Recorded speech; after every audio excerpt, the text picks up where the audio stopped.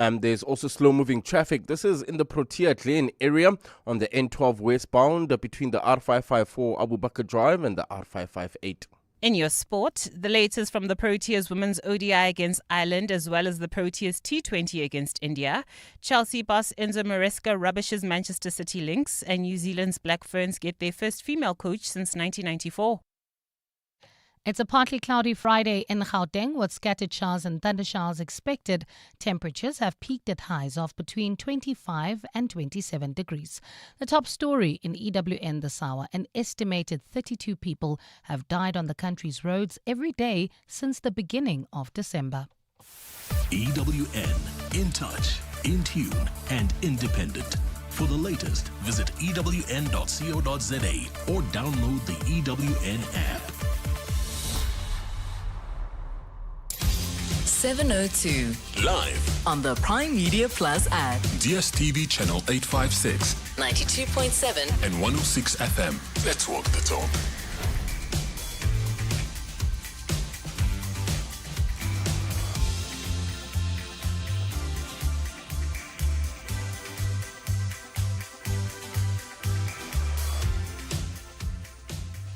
Seven minutes after 3 o'clock. Welcome. You're on 702. My name is Thabo Shola Mashao. I'm in for John Perlman.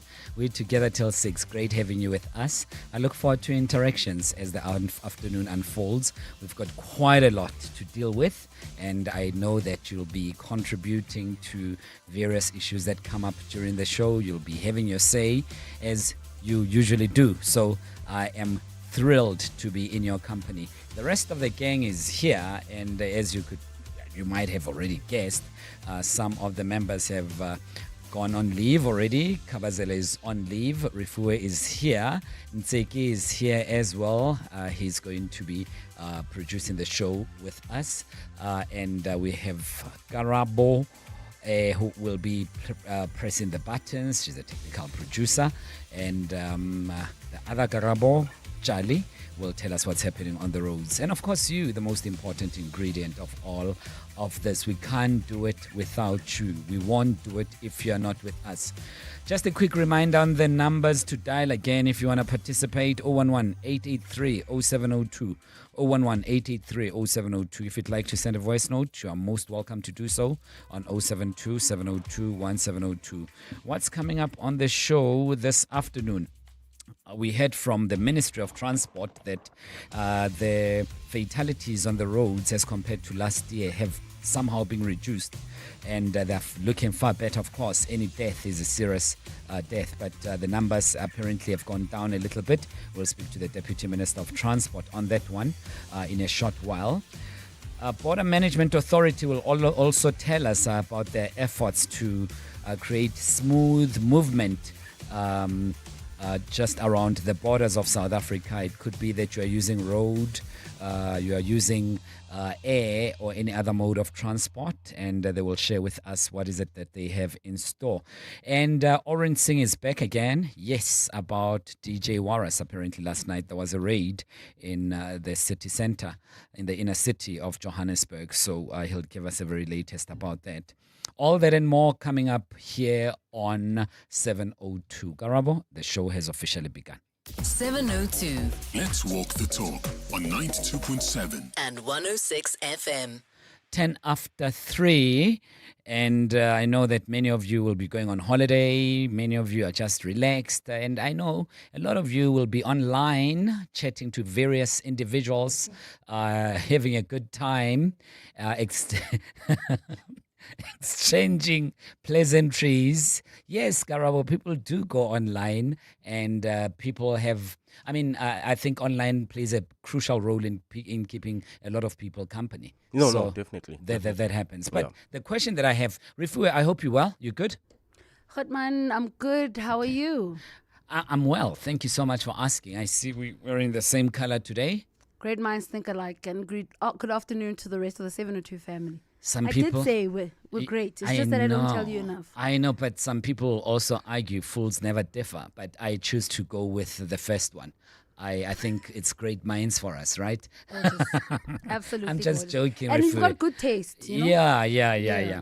But the question I wanted to ask you, Rifuwe, Karabo, and the rest of the 702 land, have you ever found love online? Love online. I mean, social media, Twitter, WhatsApp, Facebook, Instagram, a lot of people meet, interactions happen. And have you ever found love online? I've just never met people who have found love online and it really worked or it didn't work, but I just don't know of anyone. So I wanted to find out from you if you have found love online. How did that turn out? And please share that with us on 072 702 1702. You can send a text message or a voice note. I'd rather a voice note to that number. Or you can just call us and tell us on 01188 30702. Mr. Charlie, let's start with you. Have you ever found someone online? First of all, I don't even buy online, so I don't trust anything online. So I just do my Google search and stuff online, but so that you trust.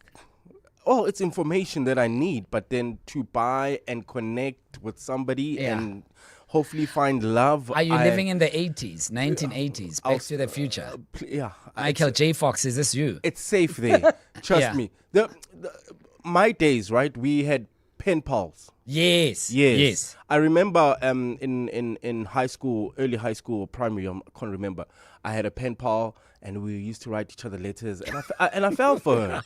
And we met for movies, but when I met her in person, there was no connection. Oh, really? So, yeah, I could say... Was she what you expected her to be? No. The funny thing, she used to send me her pictures, but her personality, like her fit, in person, we didn't click. So for me, there was no chemistry between There was the no two. whatsoever. But the letters were riveting and beautiful. She was very creative in writing. You sure it's her that wrote the letter? Are you sure that it was her that wrote the letter? Hey, who knows? That's why I say I tread very carefully when I go online. I wouldn't go to online dating and those kind of stuff. No, it's not my thing. So I had a friend, I won't mention his name because he may be listening. He met this girl over the phone. That's before social media. Okay. Met the girl over the phone and they'd be talking and, chatting to each other in that way. And they decided that they wanted to meet. And this friend took me along and said, let's go and meet this wonderful lady, my girlfriend that I've been talking to over the phone. Okay. And we went to a certain wimpy, I won't mention where, it's still there, even after so many years. And we got there, and the lady, they had described to each other what they'd be wearing and so on. And we saw the lady in a green top and a white skirt and whatever else, just as she described herself. And then my friend saw what this lady was wearing, but he didn't keep to his word. He was wearing different things altogether. Oh yes, I would do that. Yeah, so he gets there, and then he realized that the lady was not his cup of tea. Oh. So, so judgmental. But this is where I played the role. Yeah, I told the lady, I said, there is Sipho over there.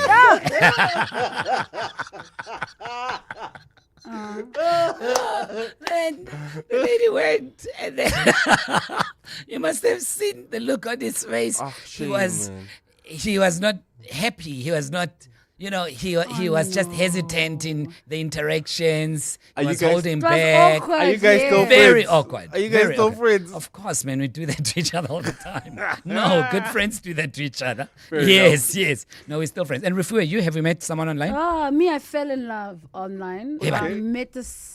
Well, I thought he was incredible. We even got engaged online. What? But we've never met. But we were worse. engaged. Even worse. Listen, this is how I'm going to keep it short Yeah, because I'm looking at the time. Yes. So I met him on the days of Mix It. I don't know if you guys still remember Yes, Mix It. we do We were in a remember Mix group It. chat. He thought I was a guy initially when he inboxed me, when he sent me a message.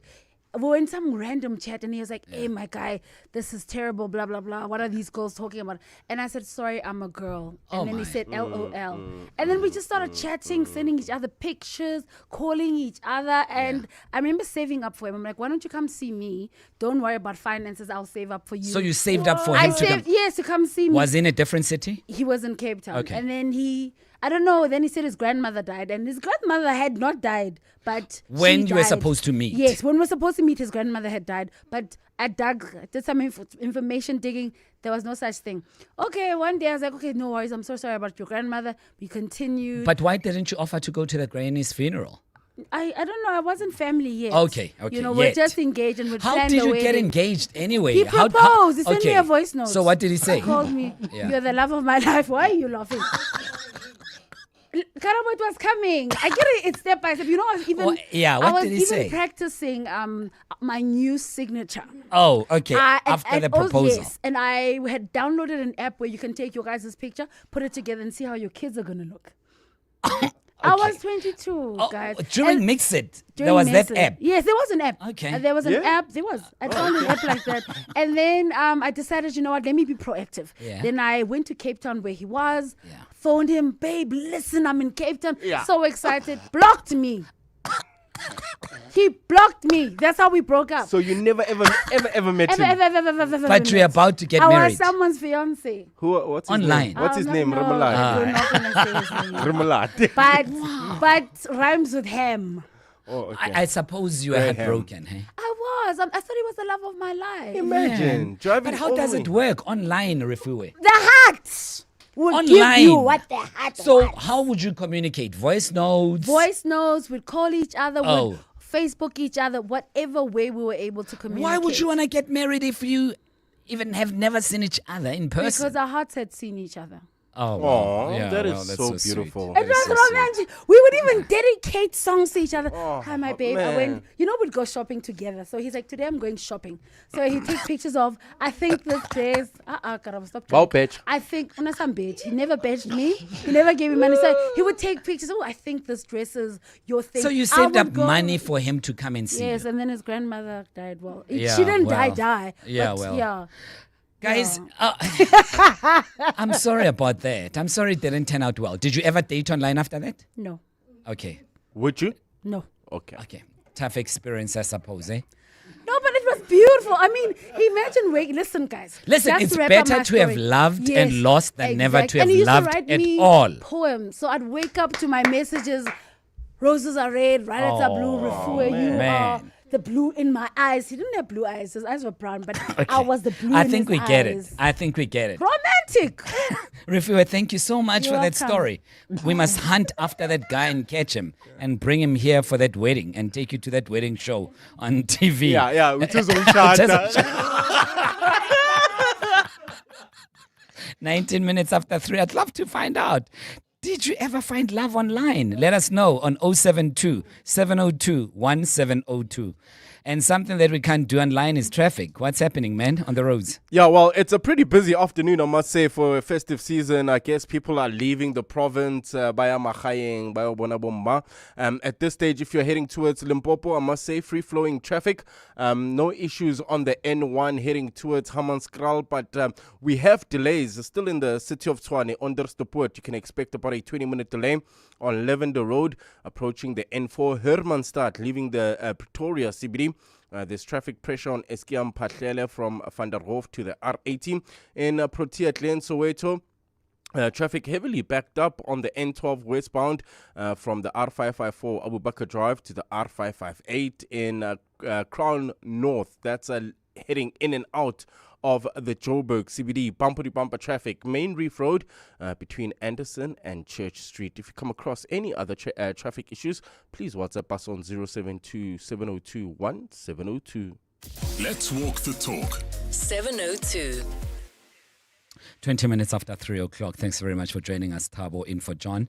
Lovely having you with us. You do know that at this time of the year, many of us would be concerned about the fatalities on our roads, accidents of any sort, and we obviously don't want anyone to lose their lives. Well, today there was a briefing that was given and wherein Minister of Transport Barbara Creasy and Deputy Minister Mkhuleko Hlengwa announced a mid-term festive season preliminary road safety report, and this was done in Somerset West. And they did announce statistical reduction of fatalities. However, they were very quick to say that nonetheless, loss of life remains unacceptable and people need to be more careful and road users need to be aware.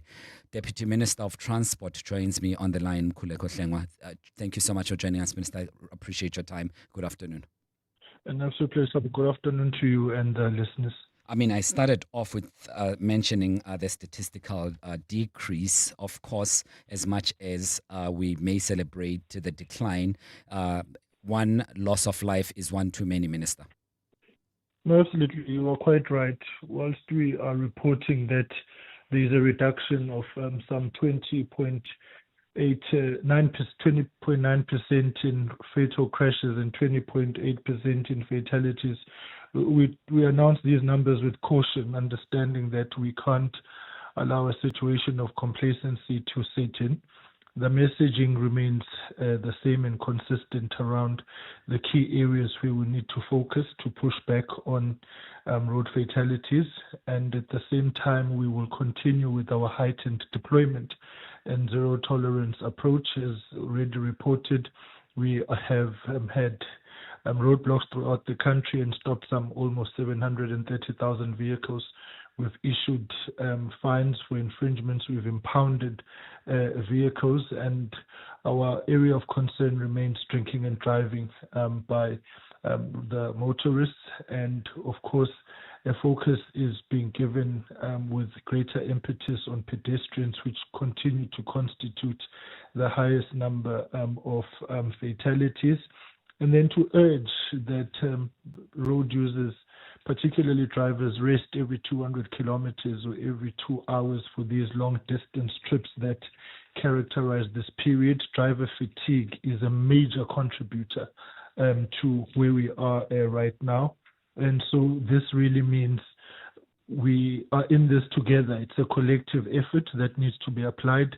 The deployment and of human resource and strategic areas throughout the country, and all the work that we are doing with civil society and the private sector needs to be matched with the same energy by the road users, particularly drivers. We seem to be having the usual suspects on your list of the people who are not behaving, or provinces that are not behaving appropriately. Western Cape, 66 people were killed in 55 crashes. KwaZulu-Natal, 88 people died in 85 crashes. And Gauteng seems to be the highest. It recorded a 12% decrease in crashes. However, it remains the province with the highest death toll at 105 fatalities in 95 accidents. Clearly, a lot of work needs to be done. Is it because of the traffic mainly in these three prominent provinces in South Africa, Minister? Well, you've answered it yourself. Yes, these are high volume traffic provinces. They are transit provinces. Gauteng sees a lot of people leaving to go home, as we know that the structural arrangement of our economy remains such that we are saddled with a rural-urban migration phenomenon. And so when this time of the year comes, there's a reversal of that. There's heightened travel out of the urban spaces into the rural provinces. And we believe that the situation would be far worse if we had not heightened deployment as we have done. What has given full support to these provinces is that we have deployed 800 national traffic police to beef up provincial and municipal capacities in terms of traffic law enforcement. And this is yielding results, and they will remain on the ground up until the mid of January. And the focus really is our understanding that these provinces require assistance. And lastly, of course, is they also register a higher share of public transportation as well, of taxis and buses. And so there is a focus on law enforcement on that area of transportation. And as you heard about that bus that was traveling to Malawi, it's primarily because we are focusing on buses and taxis as well. Your report also points at an average of 32 fatalities every single day since the start of the festive season. That's quite a huge number. Where are you failing? Where are the shortcomings? And as government would like to put it, where are the challenges?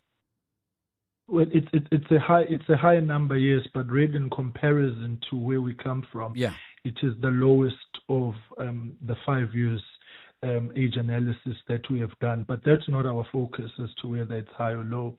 The focus is that in the midst of the reduction, we still need to heighten the deployments that we are doing.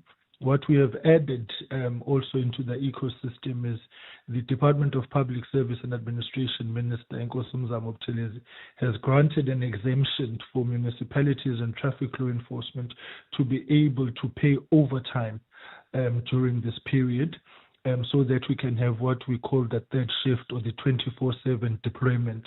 And this is part of the work of ensuring that there's consistent, constant, visible policing throughout the period so that it's not just confined to your normal working hours.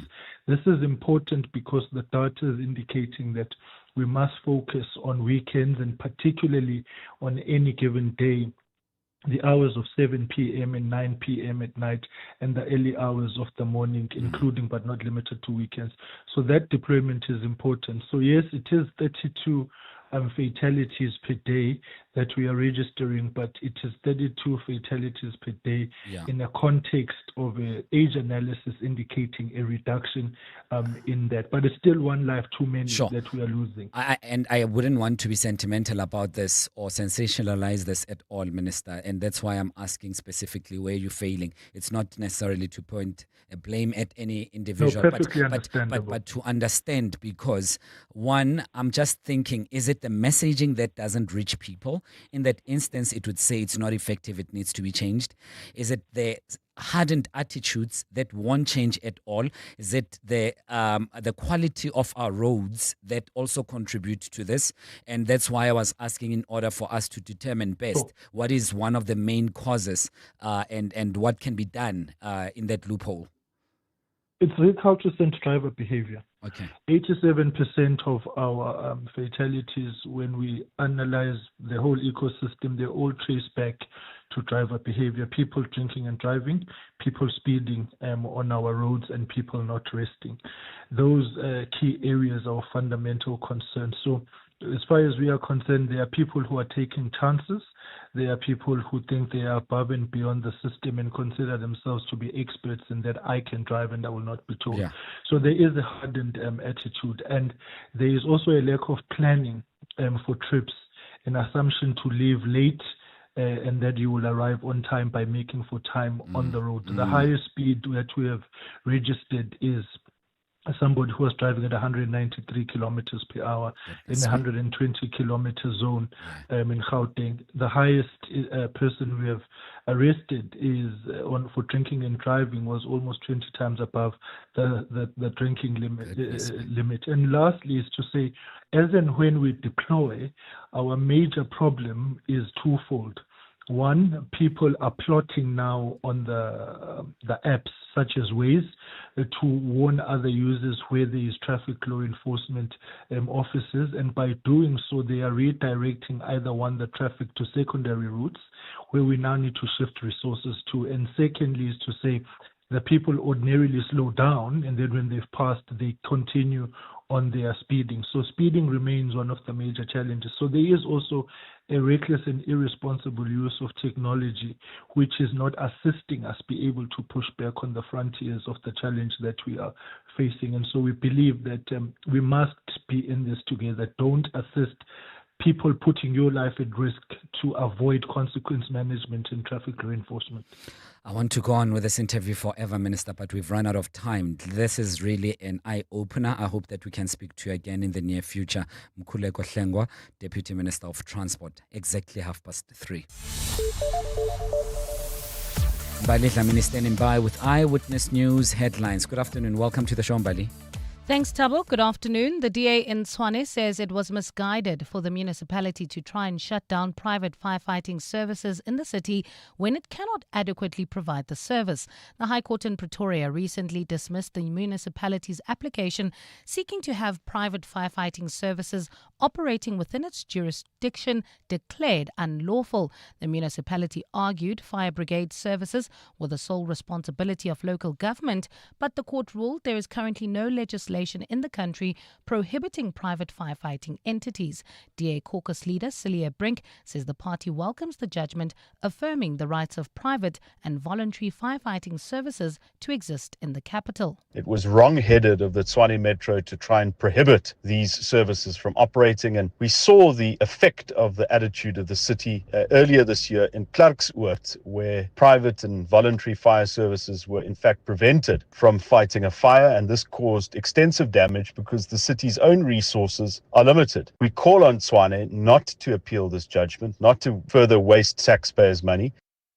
An investigation is underway following the discovery of the body of a 6-year-old boy in a washing machine this morning. Officers in the Western Cape accompanied the boy's father to their home in Enzo Street in Kafta after he reported him missing. During the search, officers were led to the washing machine where he was declared dead on the scene. Police spokesperson in Cape Town, Wesley Twigg. Investigation led the members to a washing machine where the body of the child was found. A post-mortem will be conducted to determine the cause of death. Staying in Cape Town, the city says it will once again be using technology to assist police officers around Table Mountain, the city centre, Boerkup and key beaches this festive season. Policing in and around Cape Town CBD was beefed up this week with the deployment of more than 200 municipal peace officers. MMC for Safety and Security JP Smith says the cadets will be assisted by its Technology Fusion Centre. Our Fusion Centre is 100% in operation, where we use additional technology, including our computer-aided dispatching, where we track all of our deployments as well as our in-vehicle dash cams and body-worn cameras. Smith says the city's safety drones will provide an extra layer of security. With drone operations and now CCTV bringing an added advantage, residents have come to expect the very best level of service from our directorate each festive season. And in the U.S., Democrats have released more pictures from Jeffrey Epstein's estate. This came just hours before the Justice Department's deadline to release all the files it has on the late financer.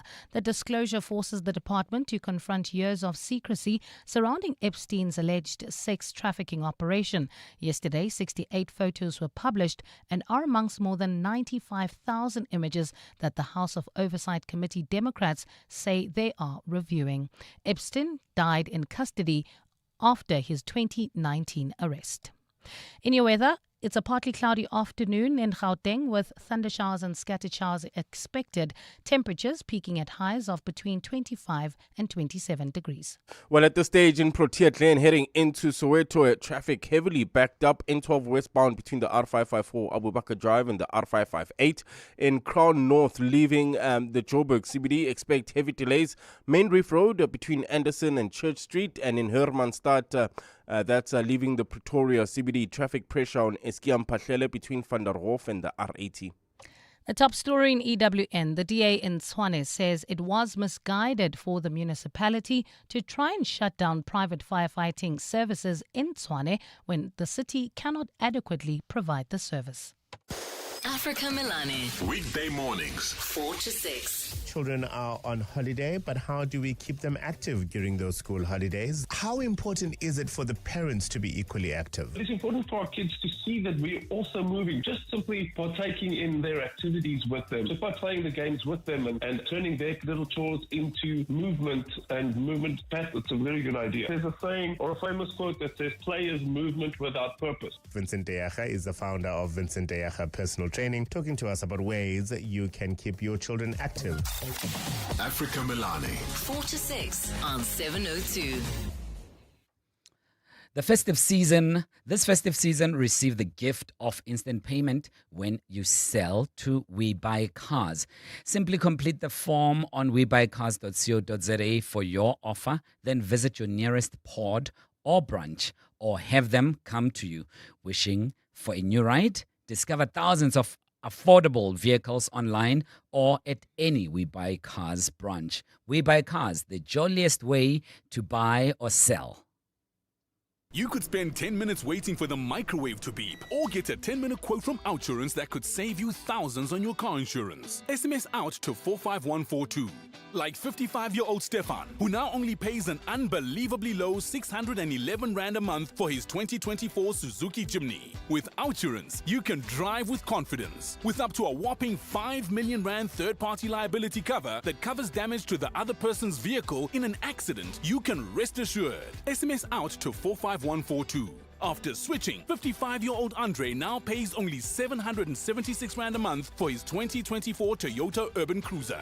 Get a quote. If Outsurance can't beat what you're currently paying, ask them for 500 Rand. Make that 1,500 Rand if you've been claim-free and with the same insurer for 3 years. Savings or cash, you have nothing to lose. SMS out to 45142. That's out to 45142. Outsurance, licensed insurer and FSP. TCs and information online. The Dis-Chem Better Rewards program is here, and every time you shop and save, you're also giving back.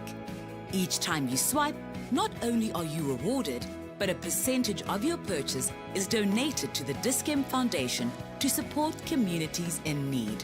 So why wait?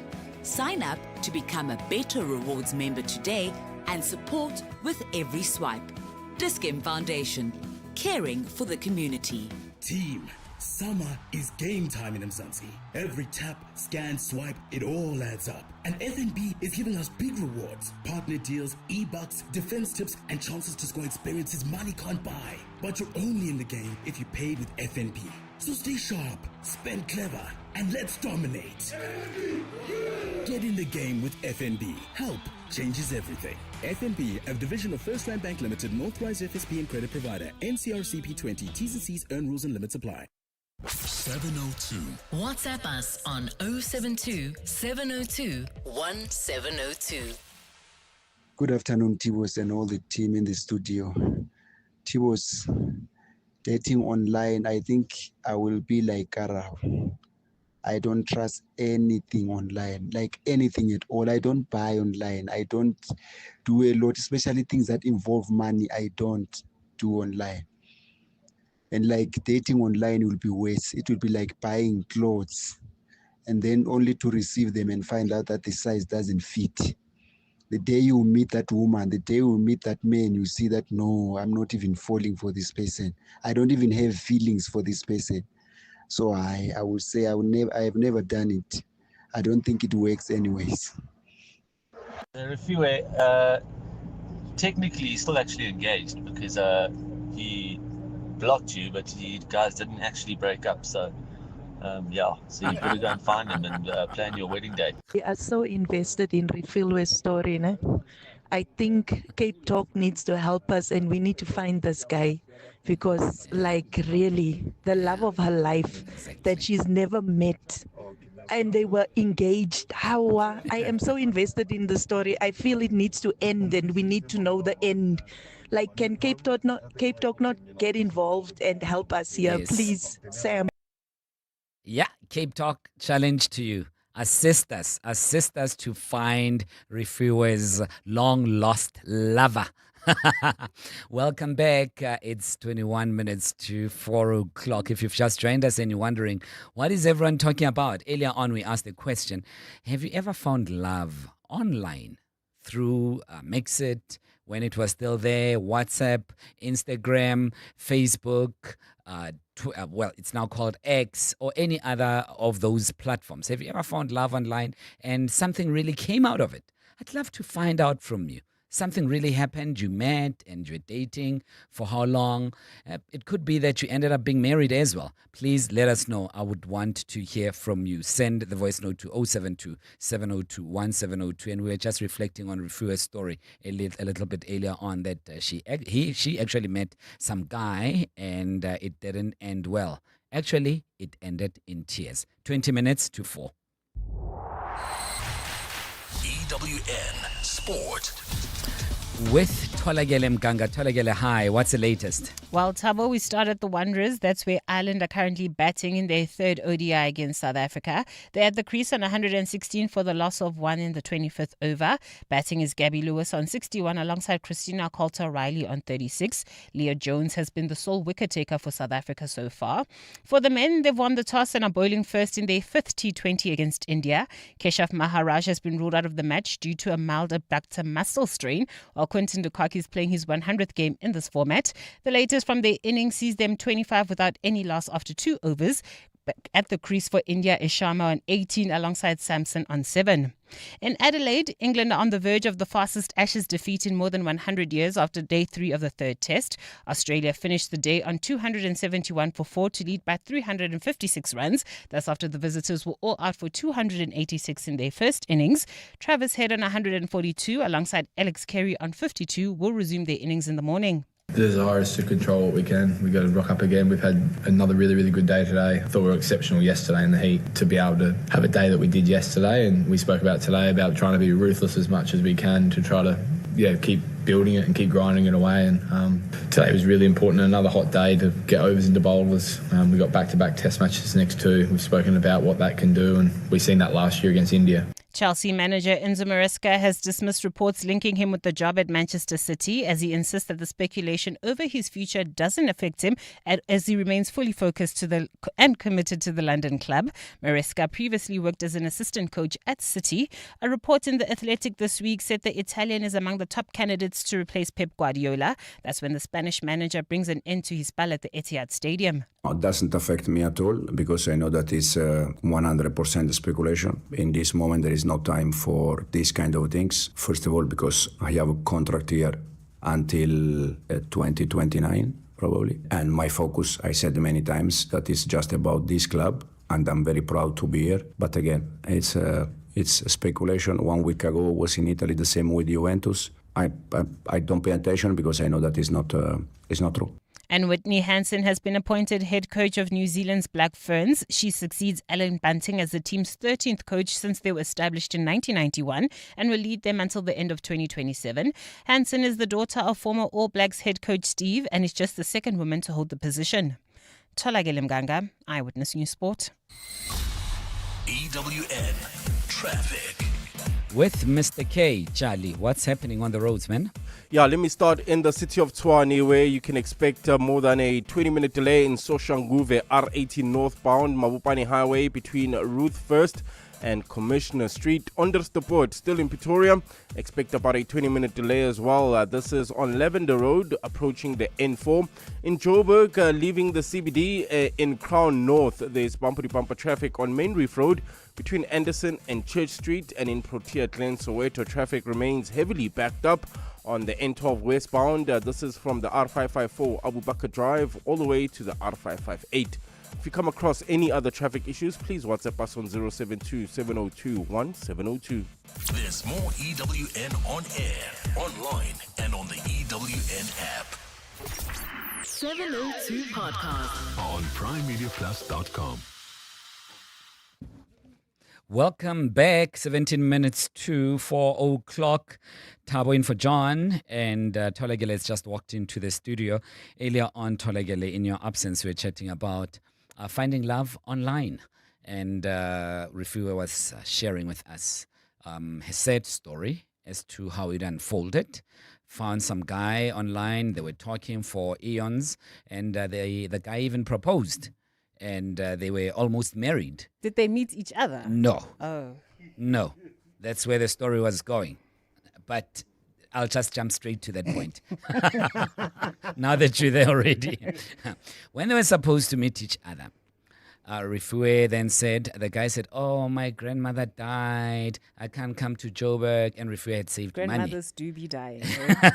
And the poor lady had put some cents and rents together for the guy to stay at a decent hotel, travel first class. And she put the money together. Yes. She was in love, remember? And but then the question is, have you ever found a boyfriend online, a partner, or anyone online that Then something developed and it went beyond online to something else. I thought your question was going to be, how much have you spent on a man?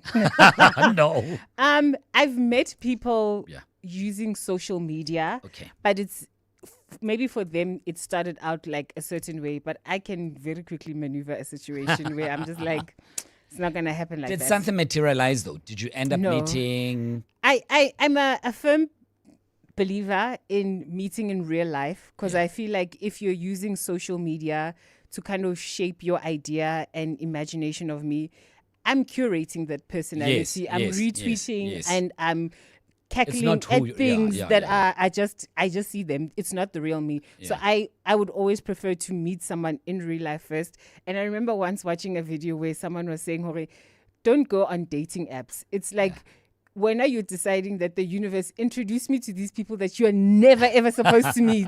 But because you're trying to rush the process, you're like, let me. And then once you're on those apps, you very much realize. So you don't believe in it at all? And it's never worked for you? You've never had a chat with someone and you said, hi, let's meet at Sentence Square. I was on an app once. Yeah. Exactly once. And I lasted 15 minutes on that app. The reason I remember that is I matched with someone. Yeah.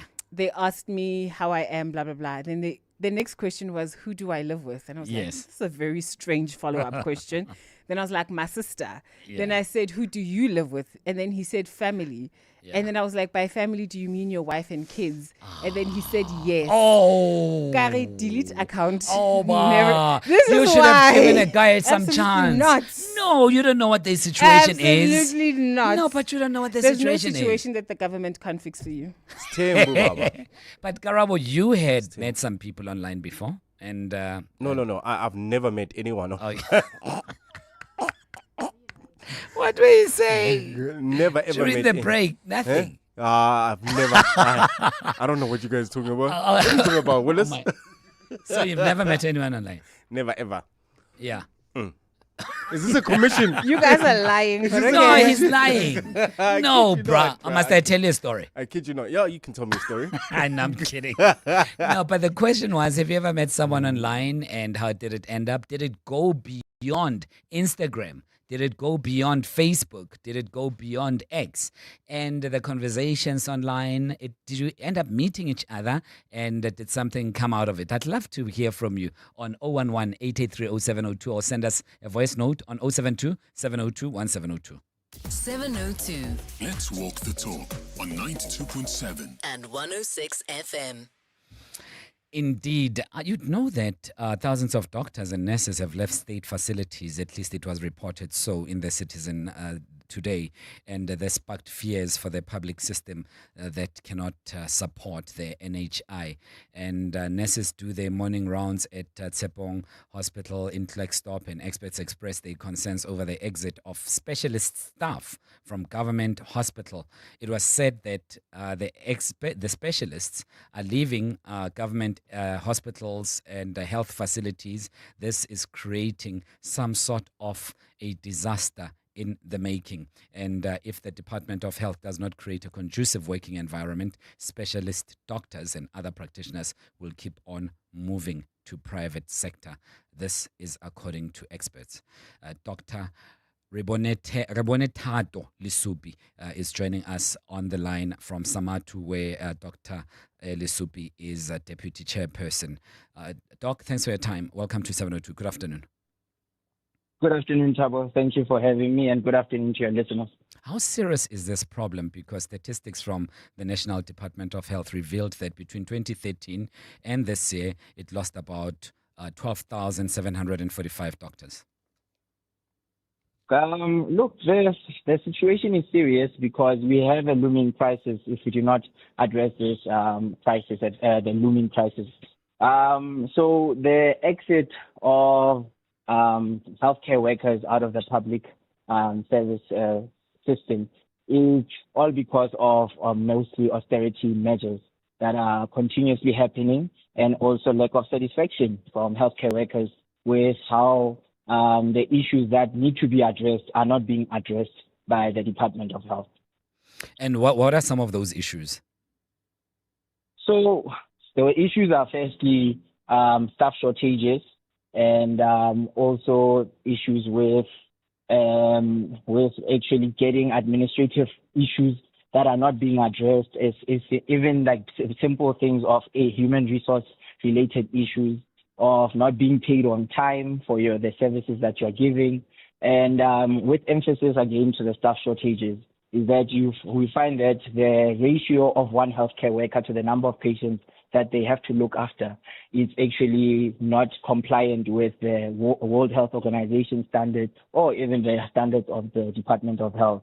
So you'd find that one doctor will be looking after 40 patients in a ward, which is not ideal. Or in terms of nurses, as you mentioned, and nurse, the ratios that are supposed to be there in place is that it should be one nurse looking after 5 patients in a normal ward. So those ratios are not being addressed. The staff shortages are frustrating, and people are continuously exiting the Department of Health to go to private sector, leaving the people that are remaining on the ground also frustrated and unable to deal with the workload. On top of the fact that the administrative work that comes around being a healthcare worker in the Department of Health without any support from the Department of Health makes it more frustrating. What about remuneration, incentives, bonuses? Is that a factor as well? It is a factor. That's a factor that I should have mentioned also, because private sector is competitive. You get to negotiate your wage or your salary with the HR managers there, whereas in government, you don't even get that privilege. If the post is advertised as like that, you cannot negotiate your packages, or you're not even given the platform. Obviously, also private sector knows what government is going to pay the healthcare worker, so it will obviously make sure that the remuneration is way better and will give better hours. And private sector, because there's pressure that private sector has to comply with retaining its licensing according to the Board of Hospitals Management, is that they will make sure that they meet the ratios of healthcare workers to the number of patients that are being admitted. So, and management obviously in private will be more attentive to the needs of the healthcare workers. So those are the things. In the previous, we've heard of dynamics where a doctor who works in a private space would also work in a public space and vice versa. And doesn't that help to at least augment on the remuneration and to make up for some of the challenges that you've lined up already? That does assist. The Department of Health does have an RWAP system set up called remunerative work outside of the public service. So RWAPs does accommodate for that. But now currently with the current administrative processes across most of the provinces, there are issues with actually processing those applications so that doctors can go work in private and also still work in public. And that will become more frustrating for the doctors that want to work in both private and public, where you are finding yourself that your application is not being processed on time. Now you cannot be able to actually get the necessary remuneration that you can get in the private sector. So those factors of that, you are getting frustrated by the Department of Health, makes it difficult for you to work there. And honestly, given the workload that you are getting in public, you will also not be actually, you won't be reasonable enough to actually, or even feel, you'll be so exhausted that you won't be able to work in private. You understand? So it makes it difficult, Losing so many specialists and doctors, and it was also further revealed that over 58,000 nurses and just over 1,000 pharmacists and over 23,000 administrative personnel resigned during the same period that I've mentioned. These are dastardly numbers, and they are somehow worrying to a large extent. What are the serious implications for a patient on a sick bed? There are huge implications, because from the admission of the patient, without having administrative staff to actually make sure they process the patient accurately, it affects the patient's care from the time of the patient gets admitted to the time the patient gets discharged. Also for the patient to receive the necessary things that they need to actually get the care that they need, it gets affected. Because with the staff, all supporting staff and healthcare workers leaving the department, the shortages affect the kind of care that the patient will be getting who's sick. So the patient won't be able to get tests on time. They won't be able to get the medication on time. There will be all those issues. Any procedures that they need, they won't be able to get them on time, and it causes delays that affect the patient's well-being. So those are all the issues. Yeah. I assume you've approached government on this. What has been their response, even if you haven't? But what are you taking back from government side? Oh no! So Samatu is constantly addressing all these issues with the minister and also the provincial MECs. So the issues are there being addressed, and there is progress. The government, the department is listening to our pleas to make sure that all the staff shortages and remunerations processes are actually adequately addressed. And there is a lot of progress that I must admit is being made. The austerity measures that the Department of Health had previously taken, where it was freezing posts and not making sure that all the posts are being filled. The processes are being reversed now, that those posts are being filled again. But the processes of going through that, of filling up those posts are slow, and they are not going as according to the way you would have wanted as Samatu, but there is movement. I can give you that assurance. Dr. Rebonetato Lesupi, thanks very much for joining us. Dr. Lesupi is Deputy Chairperson of the Samatu Registrars Committee. 4 minutes to 4. 702. Call us on 011 883 0702. Have you ever dated online? That's what we asked earlier on. Pamela is calling us from Rodiport. Good afternoon. Welcome, Pamela. Hi, Tavo. So I had a Tavo Besto situation online. Well. Yes. We're listening. Yes. So I clicked with this person. He was in PR. I found him on LinkedIn as well because after we matched online, I decided to do some background check on him, and everything matched that I had seen on his profile. Then when it was time for us to meet, like about 2 weeks later, he said I must come to Hosi Mampuru prison. Hey, Banna. Just like that. Did you ask him why? I asked him, he's like, I've been in prison since I was 21 years of age. And I asked, what were you in prison for? He's like, for murders and hijackings. Yo. For murders and hijackings, but I'll be coming out soon, and I want to spend my life with you. I want you to house me in your dwelling. I was like, oh my goodness, oh no. I hope this man didn't take my personal details or hack my phone as we were talking in the past 2 weeks. So I blocked him. I reported him on that specific Talk station. This festive season, 702 will keep playing your favorite songs, Having engaging conversations, and keeping you entertained. So make sure to sit back, relax, and walk the talk with us this festive season. Download the Prime Media Plus app to make sure you don't miss a single conversation. Happy holidays From 702. Whether it is a CCMA referral, problems with a mechanic, unfair blacklisting, or an uncontested divorce, Clientele Legal offers professional legal services to all South Africans. Our plans are affordable, and you receive up to 745,000 Rand worth of legal services per year. We cover civil, criminal, and labor-related matters. Our nationwide legal teams are standing by to support you 24 hours a day. Plus, all plans include a 5,000 Rand bail benefit. Join today. SMS LEGAL to 48721. That's legal to 48721. Clientele General is an authorized FSP and licensed non-life insurer. T's and C's online. Standard rates apply. Mzansi, Powerball is bringing the thrill with the jaw-dropping 95 million Rand guaranteed jackpot this Friday. That's right. Play Powerball for the guaranteed 95 million Rand jackpot today and stand a chance to hit it lucky. Buy your tickets now in store on nationallottery.co.za, the mobile app, cell phone banking, or simply dial *120 *7529# for USSD. Panda, Pusha, play. Players must be 18 years old or play responsibly. E2 is a proud operator of the National Lottery. At Checkers, we do more so you get extra this Christmas. With festive savings like Specco long grain parboiled rice 2 kgs, 2 for 55 Rand. And House brand 2-ply white toilet rolls 24-pack for 129 Rand. Plus, stand a chance to win your share of 7 million Rand in prizes. Simply buy any 3 qualifying products and swipe your extra savings card to enter. Valid until Sunday, only at Checkers Hyper. T&Cs apply.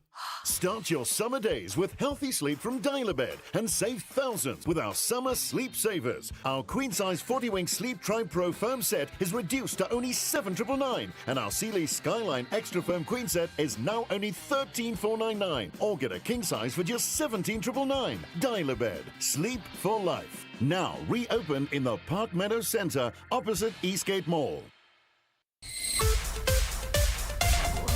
This is EWN.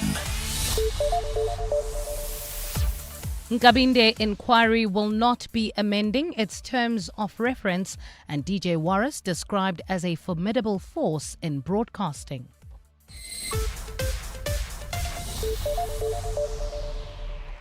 Good afternoon, I'm Bali Dlamini. The panel investigating allegations against Johannesburg prosecution's boss, Advocate Andrew Chauke, has dismissed an application by NPA head Shamila Batoyi to amend the inquiry's terms of reference. Batoyi and the evidence leaders brought an application to amend the terms during her testimony. Batoyi is the main complainant in the inquiry, which is investigating Chauke's fitness to hold office. According to Batoyi, Chauke made politically motivated prosecutorial decisions. Khomotso Modise has more. During her testimony and cross-examination by Advocate Andrew Chauke's lawyers, Advocate Shamila Batoyi distanced herself from the terms of reference issued by President Cyril Ramaphosa, and she also admitted to not having familiarized herself with them before the inquiry. This is despite Batoyi being the main complainant who led to the president establishing the inquiry. Batoyi claimed that what became the final terms of reference differed from what she sent to the president. The evidence leaders brought an application for the amendment of the terms, but Chauke's lawyers opposed this, arguing that it's prejudicial to him as it fundamentally alters the scope of the matter before the inquiry. The panels agreed with Chauke, recommending to the president that Batoyi's request not be granted. Khomzo Modise, Eyewitness News. An estimated 32 people have died on the country's roads every day since the beginning of December. This is according to the mid-festive season preliminary road safety report. The report was released by Transport Minister Barbara Creecy in Somerset West today. Creecy says although this average daily figure is the lowest in 5 years, the number of fatalities on the country's roads is still too high. Carlo Peterson reports. Minister of Transport Barbara Creecy says despite a decrease in fatalities, road accidents remain a concern. Creecy says preliminary reports show 66 people were killed in 55 crashes in the Western Cape during the first half of December. During the same period, Gauteng brought down crashes by 12% but still has the highest death toll in the country, with 105 people killed in 95 road accidents. In KwaZulu-Natal, 88 people died in 85 crashes. But the average road fatalities per day is still much too high. We are looking at, on average, 32 fatalities every single day since the start of the festive season. Creecy says the top 4 types of fatal crashes are accidents with pedestrians, hit and runs, single vehicle overturns, and head-on collisions. Carlo Peterson, Eyewitness News in Somerset West. Slain media personality Warwick Stock was a formidable force in broadcasting. This is according to a tribute shared by friend and fellow broadcaster Sizwe Dlomo. Dlomo is one of many friends and family who gathered in Johannesburg today to celebrate the life of DJ Warris, as he was popularly known. The 40-year-old was shot and killed in the Joburg CBD this week. It's understood his death was linked to the work his security company was doing at a former hijacked building. Stock spent most of his life in the limelight, holding positions on TV as well as on radio. Dlomo says DJ Warris was opinionated and loved to bring people together. Warwick spoke out, sometimes controversially so. He was very opinionated. And even me, as a very good friend of his, I disagreed vehemently with some of his views. But I knew that his heart was in the right place. Warwick would even associate with individuals that I wouldn't dare stand alongside. But that was the true character of the man, in that he got along with all types and he liked to bring people together. The Sinoville Firefighters Association hopes a recent court victory sets a precedent for private fire brigades across the country. It follows a court battle against the city of Tshwane over the matter. The association runs a private voluntary firefighting service which it provides for free to communities in Pretoria. The city recently took the association to court seeking to have its firefighting service declared unlawful, but the courts dismissed the city's application. The High Court in Pretoria says there is currently no legislation regulating and or prohibiting private firefighting services. Thabiso Koba reports. The Sinoville Firefighting Association was established by community members who had lost faith in the Tshwane municipality's fire brigade. It is a non-profit organization that survives mostly on donor funding, but also has membership fees and occasionally gets money through insurance claims from the houses and businesses it assists. Head of the association, Johan Botha, says the court's ruling has cleared any doubt over its legitimacy. This court case was breaking ground. It's not only for the Sinoville Firefighting Association, it's for the whole country. I've received calls from the Paul, from Tsanim, people thanking us and saying, what is our model, how do we do it, can they also do it? Botha says the association exists to assist the municipality's fire brigade, not to replace it. Thabiso Koba, Eyewitness News. And Australia has announced plans to buy back guns following the Bondi Beach attack. Last week, 15 people were gunned down by a father and son duo. Reports suggest the attack was motivated by Islamic State ideology. The new scheme will purchase surplus firearms, newly banned and illegal ones, and will be funded on a 50-50 basis with the state's territories. Hundreds of other firearms will be collected and destroyed. Gold is trading at $4,334.88 an ounce. The rand is at 16.79 to the dollar, 22.45 to the pound, 19.67 to the euro, and Brent crude oil is at $59.82 a barrel. In Bryanston, heading towards Roodepoort, there's an accident scene N1 southbound after Winnie Mandela Drive, causing heavy delays, while in Pitori, Soshanguve expect about a 20-minute delay on the R18 northbound Mabopani Highway between Ruth First and Commissioner Street. Ondersteport still in Pretoria, also about a 20-minute delay on Lavender Road approaching the N4. In your sport, the latest from the Proteas women's ODI against Ireland as well as the Proteas T20 against India. Chelsea boss Enzo Maresca rubbishes Manchester City Lynx, and New Zealand's Black Ferns get their first female coach since 1994. A partly cloudy Saturday in store for Gauteng tomorrow, with isolated showers and thundershowers expected.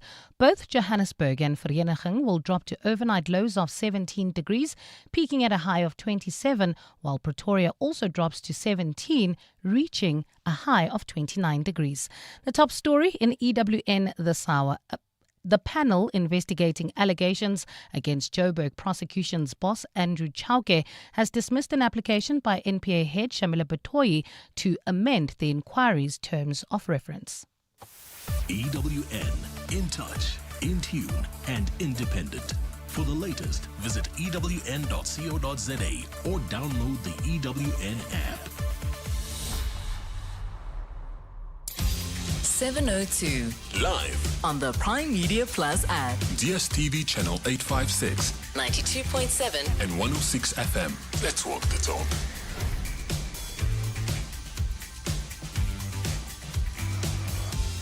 Nine minutes after 4 o'clock, you're on 702. Thanks for staying with us. Shola Mashao in for Perlman. We're together till 6, 2 or so hours to go.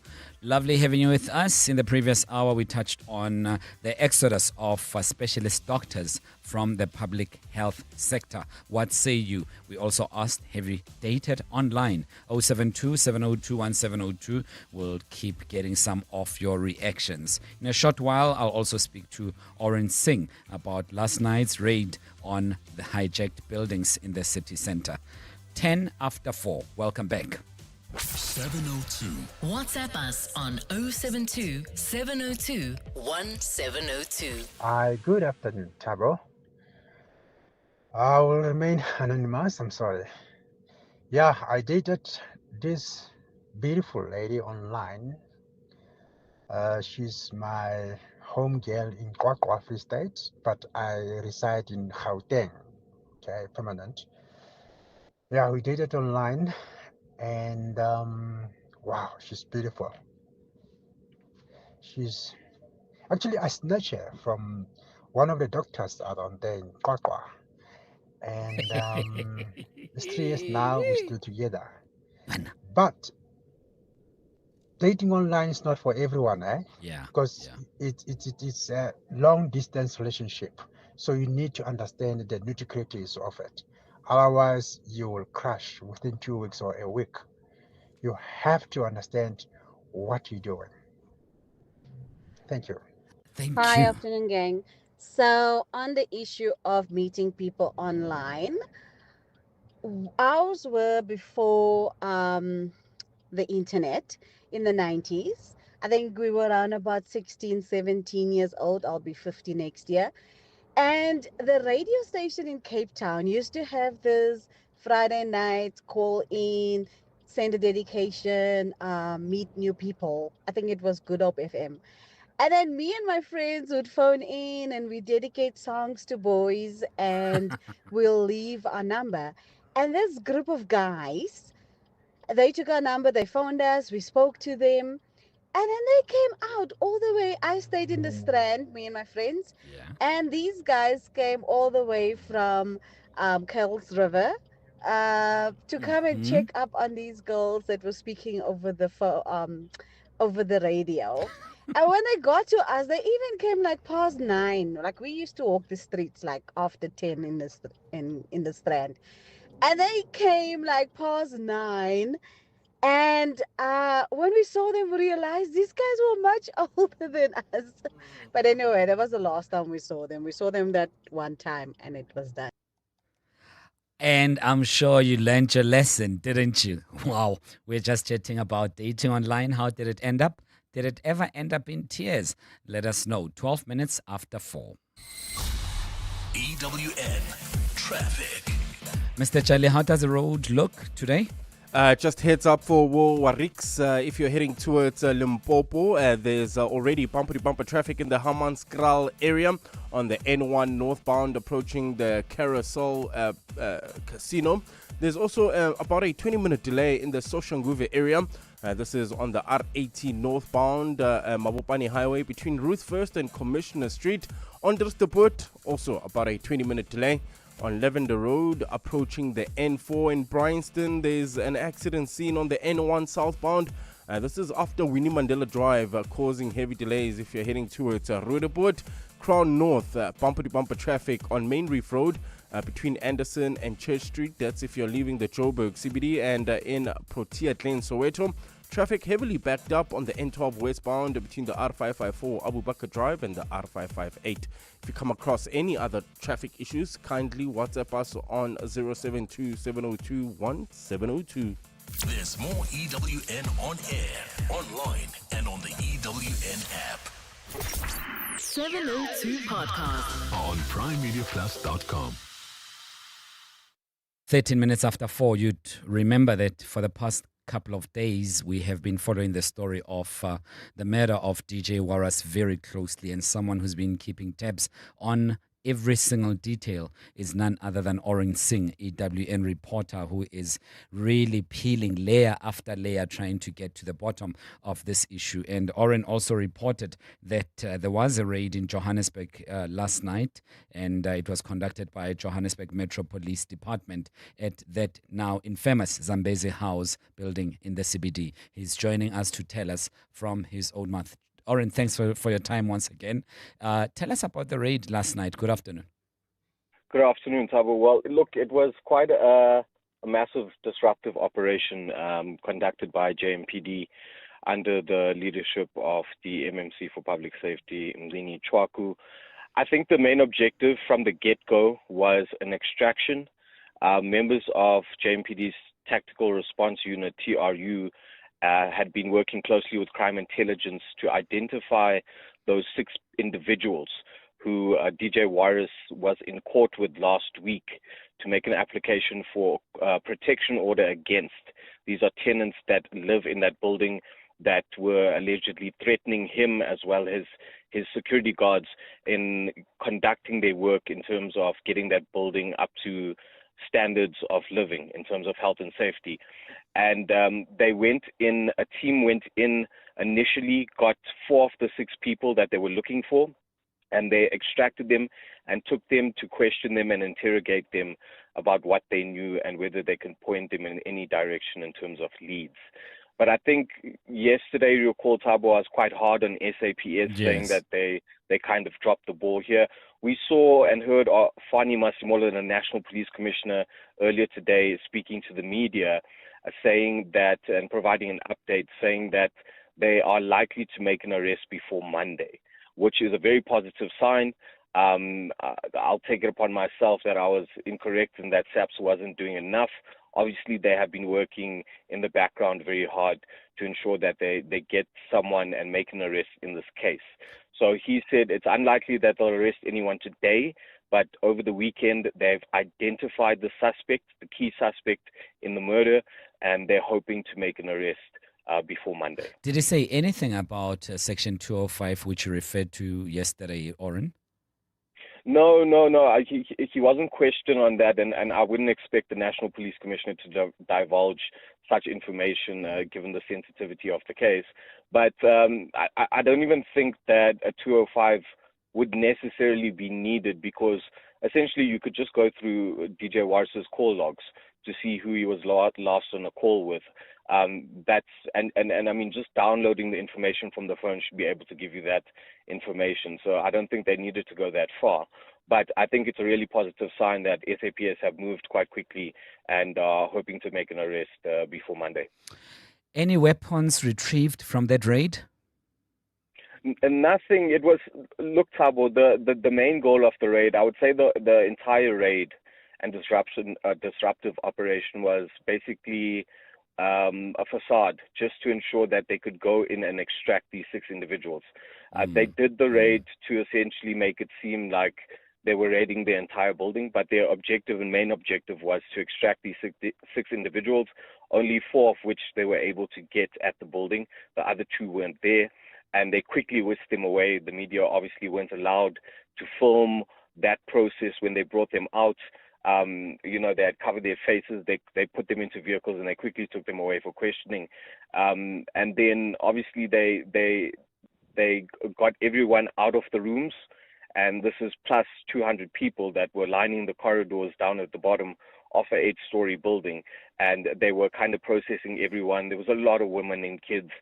You kind of felt very sorry for some of the kids, very young, standing in the corridor and seeing, a lot of police officers storming this building with high caliber weapons, coming in and knocking at their door and asking them to leave. But everyone, I must say, was very compliant with instructions from police. No one was aggressive. They didn't have any sort of arguments with the officers. They complied with every instruction, which was important, because I think they understand the high level investigation involved with the murder of DJ Wars. Yeah, and swiftly before we say goodbye to you, Oren, I mean, how did it look?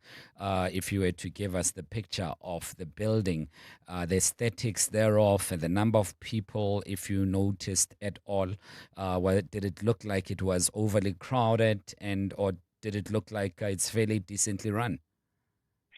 Look, to be honest with you, Thabo, it looked like it was very decently run. And I think this is not the situation that Warwick Stock had walked into initially, because he had been working in this building for some time, trying to get it up to a health and safety level that would be compliant within the law for allowing people to live in there. It was very clean. It was very neat. I can't say that anything regarding it being filthy. I've been in several hijacked buildings, Thabo, and this by far was a cut above the rest in terms of cleanliness. So I think DJ Warris had done a lot of work to get it to where it was. I don't think it was like that when he initially started earlier this year in the building, as early as July. So over the course of 6 months, he had definitely put in a lot of work to getting it up to a level that people could live in some sort of dignity. 20 after 4, Oren Singh with EWN. Let's walk the talk. 702. The Minister of Electricity said in his parliamentary response to Fasiha Hassan and Fasia had asked him what the government was doing to reduce electricity costs and address energy poverty. The minister responded that the government is taking a range of measures to address rising electricity costs and energy poverty. He considered that these are very exorbitant costs to an extent, and he mentioned that the department remains committed to ensuring that the price of electricity is affordable, reflective of real cost of supply. I wanted to find out from you in 702 Land, how is that affecting you? The price of electricity, is it digging into your pocket, creating a huge hole, or do you find it affordable? And your honest response will be highly appreciated as I speak right now to Professor Vali Padayachi, power and energy expert and former executive manager of Eskom and a former senior executive of City Power in Johannesburg. Prof, thanks for your time. Welcome to 702. Good afternoon. Good afternoon, Thabo, and I'm glad to be invited to your show. Thank you very much. No, thanks for making time, and I want to make the best of it by allowing you to say more than I ask. In this instance, let me kick off. The prices from ordinary folks and ordinary residents seem very exorbitant, and we know, especially in the city of Johannesburg, tariff was a little bit higher as they added some 200 rands to prepaid meters sometime last year, if my maths is correct, if it was not this year. But how are South Africans, how are the costs calculated in order to determine a cost per unit? And how do we fare as far as other countries are concerned? Are we fairly affordable, or are we one of the highest? Okay, you've asked a number of questions there, so let me try and unpack them one by one. Maybe to give it context, yes, maybe an independent view. I think admittedly, the price of electricity has gone through the roof. It is common knowledge it's astronomically high at the moment. And to give further context, I understand that the price of electricity has risen by 900% since, I understand, from 2007. So the last 18 years, it's risen by 900%. How the prices are set, Thabo, both Eskom and the municipalities, by law, are required to submit tariff application, and to keep it simple, every year to the regulator, NESA. And the NESA goes through a process together with the municipalities and Eskom, and eventually they would allocate a tariff regime, not be an average percent, but in the different categories. So that's how the tariff is set, and it takes basically the cost of the various categories, and they add a bit of a percentage, and that's what's been awarded. But very quickly, I must add, and having come from this environment, I would argue in the last 10, 15, 20 years, the Eskom and the municipalities were not getting cost-reflective tariffs, which they need to run their businesses. They were getting a lower than cost-reflective tariff, affordable tariff, which the regulator has to do so that the end-use customer can afford it. So I think that is one of the reasons that's come back to bite Eskom and the municipalities, because there's no such thing as free lunch, and the costs have gone through the roof.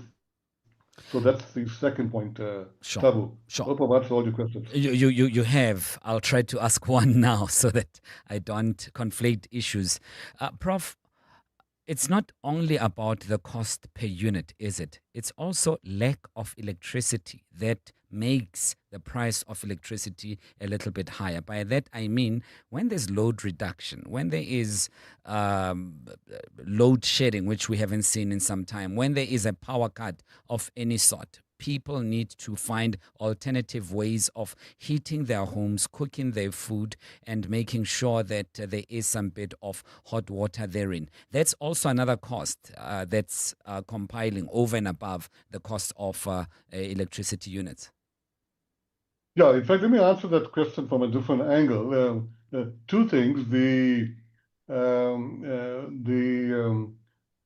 utilities, meaning Eskom and the municipalities, would purposely have different prices of electricity. For example, at Peking, which is morning and evening, 3 hours each, you would pay more for electricity. And because that's to encourage or send a signal for you to reduce your usage. But the other point you raised, which is critical, and I want to introduce the topic of energy poverty. So in South Africa, we're quite okay. We have 80% grid access and 10% non-grid access to households. So compared to other African countries, we're doing well. But unfortunately, Thabo, with the astronomical high price of electricity, even though there's a connection to an household, mainly the lower income households, the poor folk, they cannot afford to use electricity for heating, H-E-A-T-I-N-G, cooking and cooling. They normally would use that for basic needs, for the kids' education, projects, etc. So that's termed energy poverty. And internationally, not in South Africa just yet, there's another definition.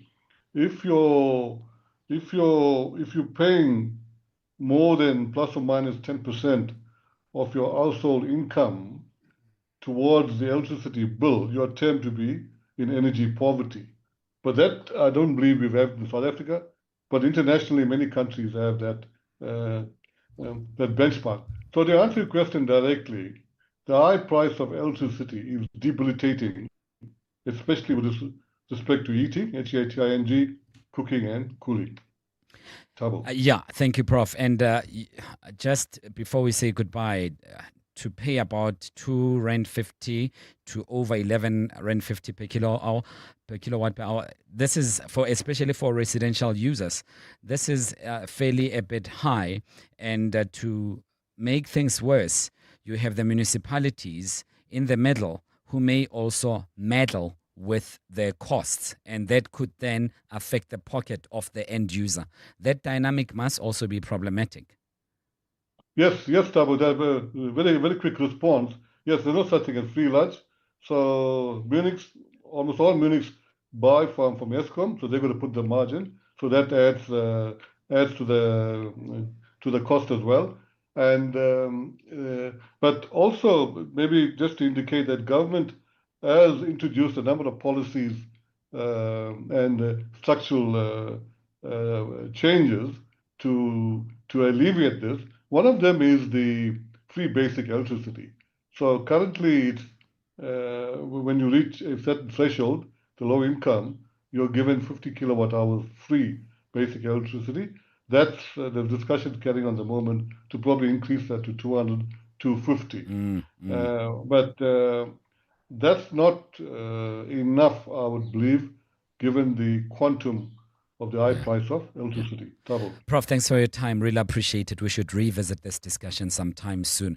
Professor Padiachi, Professor Vali Padiachi, power and energy expert and former executive manager at Eskom and a former senior executive of City Power Johannesburg, 28 after 4. EWN Business. From one expert to the other, SG is right here. He actually knows what he's talking about. You're good, man? Yeah, good, Thabo. Thank you. Yeah, a bit quiet, obviously, as you would expect, although a bit more excitement in the US. The JSE All Share up 0.12%, a good way to end, 114,657 points. Industrials are up 0.83, resources up 0.15 at the moment. Platinum still hedging closer to $2,000 an ounce. Gold roughly where it's been for the last little while. ASP Isotopes, and I was talking about them yesterday, that merger going through with Renogen, they're up 14% on the day. Bear in mind, they're based in Delaware, right? So American investors throw in some dollars, the share price goes through the roof or it drops through the roof, depending. So there's a sort of differential. Telkom's up 3.5%, and Naspers is up 3%, while Prosus is up 2%. And then Optasia, they've been quite busy this week. They're up 1.37%, and PSG is up 1.28%. Truworths and Mr. Price both down by around 3% on the day, while Boxer is down 2% and Pepkor is down 1.9%. So, look, I don't think this is related to the sort of Christmas rush. It's way too early for that sort of thing. I think that people are just sort of assessing what these businesses are going to be doing next year. And British American Tobacco down 2%. You'd think they'd do better over Christmas, wouldn't you? And Kumba is down 2.37. In the US, the S&P 500 and NASDAQ. South Africa, yeah. I can only use it in December. Let's give you that indulgence for now. Okay, thank you. So the rand to the dollar, 16.76, to the euro, 19.67, and to the British pound, 22.43. Stephen Krutis, EWN Business. Stephen will be back with us in a short while to give us a very latest but eyewitness news headlines with Mbali Dlamini up next. Mbali, hi, good afternoon. Thanks, Tabo. Good afternoon. Acting Police Minister Feroz Kachalia says the Hawks are still investigating a case of culpable homicide over the deaths of 3 naval officers. The officers died at the Simonstown Naval Base more than 2 years ago. Kachalia's comments follow reports from a classified report into the 2023 incident, which suggested that both the SA Navy and the captain on duty were guilty of possible negligence. 3 soldiers died and a senior officer was seriously injured when they were washed off the deck of the submarine SAS Mantatisi. Babalondenze reports. The husband of one of the naval officers who died said in October that he recently obtained a classified report into the incident, which suggests that both the SA Navy and the captain on duty were guilty of possible negligence. This week, Feroz Kachalia was asked a written parliamentary question about the matter and whether the investigation has identified any specific individuals or potential suspects related to the allegations of negligence and breach of protocol. But Kachalia tells Parliament that the Hawks received the case last year for investigation, which is not yet finalized. According to Kachalia, the investigating officers received a Board of Inquiry report from the Navy, which forms part of the evidential material and is currently being studied. He says there are no specific individuals that have been identified at this stage as persons of interest or potential suspects. Babalo Ndenze, Eyewitness News. The eThekwini municipality has closed 4 of its busy beaches following the detection of pollution. The Blue Lagoon, eThekwini Country Club and Battery beaches, all situated in the central parts of Durban, have been affected. In a statement, the Metro says investigations are currently underway to trace the source of the pollution. This latest closure comes just a day after a damning court judgment found the municipality failed in its obligation to prevent sewage spills from leaking into its rivers as well as its oceans. The Western Cape Health Department has renewed its calls to parents to ensure their children are immunized. It has reported a further increase in the outbreak of measles and says it's also dealing and managing a diphtheria outbreak. Department spokesperson Monique Johnston says targeted outreach programs are underway in areas like Khayelitsha, Mfuleni, Dunwen and Citrusdal. She adds that clinics will be open to the public for the duration of the festive season. As we are heading to the busy holiday season with families travelling and gathering, the Department of Health and Wellness urges parents and legal guardians to ensure their children are fully immunized. And dozens of flights have been cancelled or delayed following floods in the United Arab Emirates. The Federation has been battered by the heaviest rainstorm in months. Yesterday, Dubai police urged residents to stay indoors unless absolutely necessary as the rainstorm approached. The National Centre of Meteorology has warned of rainfall across the region, including Dubai and the capital Abu Dhabi. Last year's downpours in the UAE killed at least 4 people and brought Dubai to a standstill for days. A partly cloudy Saturday in store for Gauteng tomorrow with isolated showers and thundershowers expected. Lows of 17 degrees across the province and highs of between 27 and 29. Heading towards Polokwane, traffic pressure in Hammanskraal on the N1 northbound approaching the Carousel Casino. Soshanguve also about a 20-minute delay. R18 northbound Mabopane Highway between Ruth First and Commissioner Street. Onderstepoort still in Pretoria. Expect about a 20-minute delay on Lavender Road approaching the N4. A top story in EWN. Acting Police Minister Feroz Kachalia says the Hawks are still investigating a case of culpable homicide over the deaths of 3 naval officers more than 2 years ago. Bongani Bingwa, 702 Breakfast. Weekday mornings, 6 to 9. America can discard an 80-year-strong alliance in such a cavalier manner. Who were we in South Africa to expect that we could win them over somehow. Bongani, you're absolutely right. This is a big power game. President Trump is very volatile. Obviously, we have to do our best with the Americans. There are certain deals that can be done, but you certainly cannot rely on them. John Madison. Bongani Bingwa, 6 to 9 on 702. Stop and think. Will you survive the AI revolution or thrive? Regenesis students are thriving. 11 cutting-edge schools, 111 countries, world-class team of 1,111 with one mission: awakening your potential. Choose from law, business, technology, AI, health, economics, entrepreneurship, public management, skills academy, and digital. Regenesis. Undergraduate, postgraduate, upskilling, customized corporate programs. The question isn't, can you afford to enroll? It's, can you afford not to? Enroll now. Regenesis.net. Achieve your dreams. Meet McDonald. He is the self-proclaimed king of homegrown veggies. You see, McDonald believes as long as he sprinkles the seeds, the veggies will grow. He even promised beetroot and carrots to the entire neighborhood. Now, abantu bazotini, when the neighbors are asking for their share, but not a single veggie has grown. Booty, avoid the embarrassment. Make smarter decisions for your home. Visit Cash Build for quality gardening tools and seeds at the lowest prices.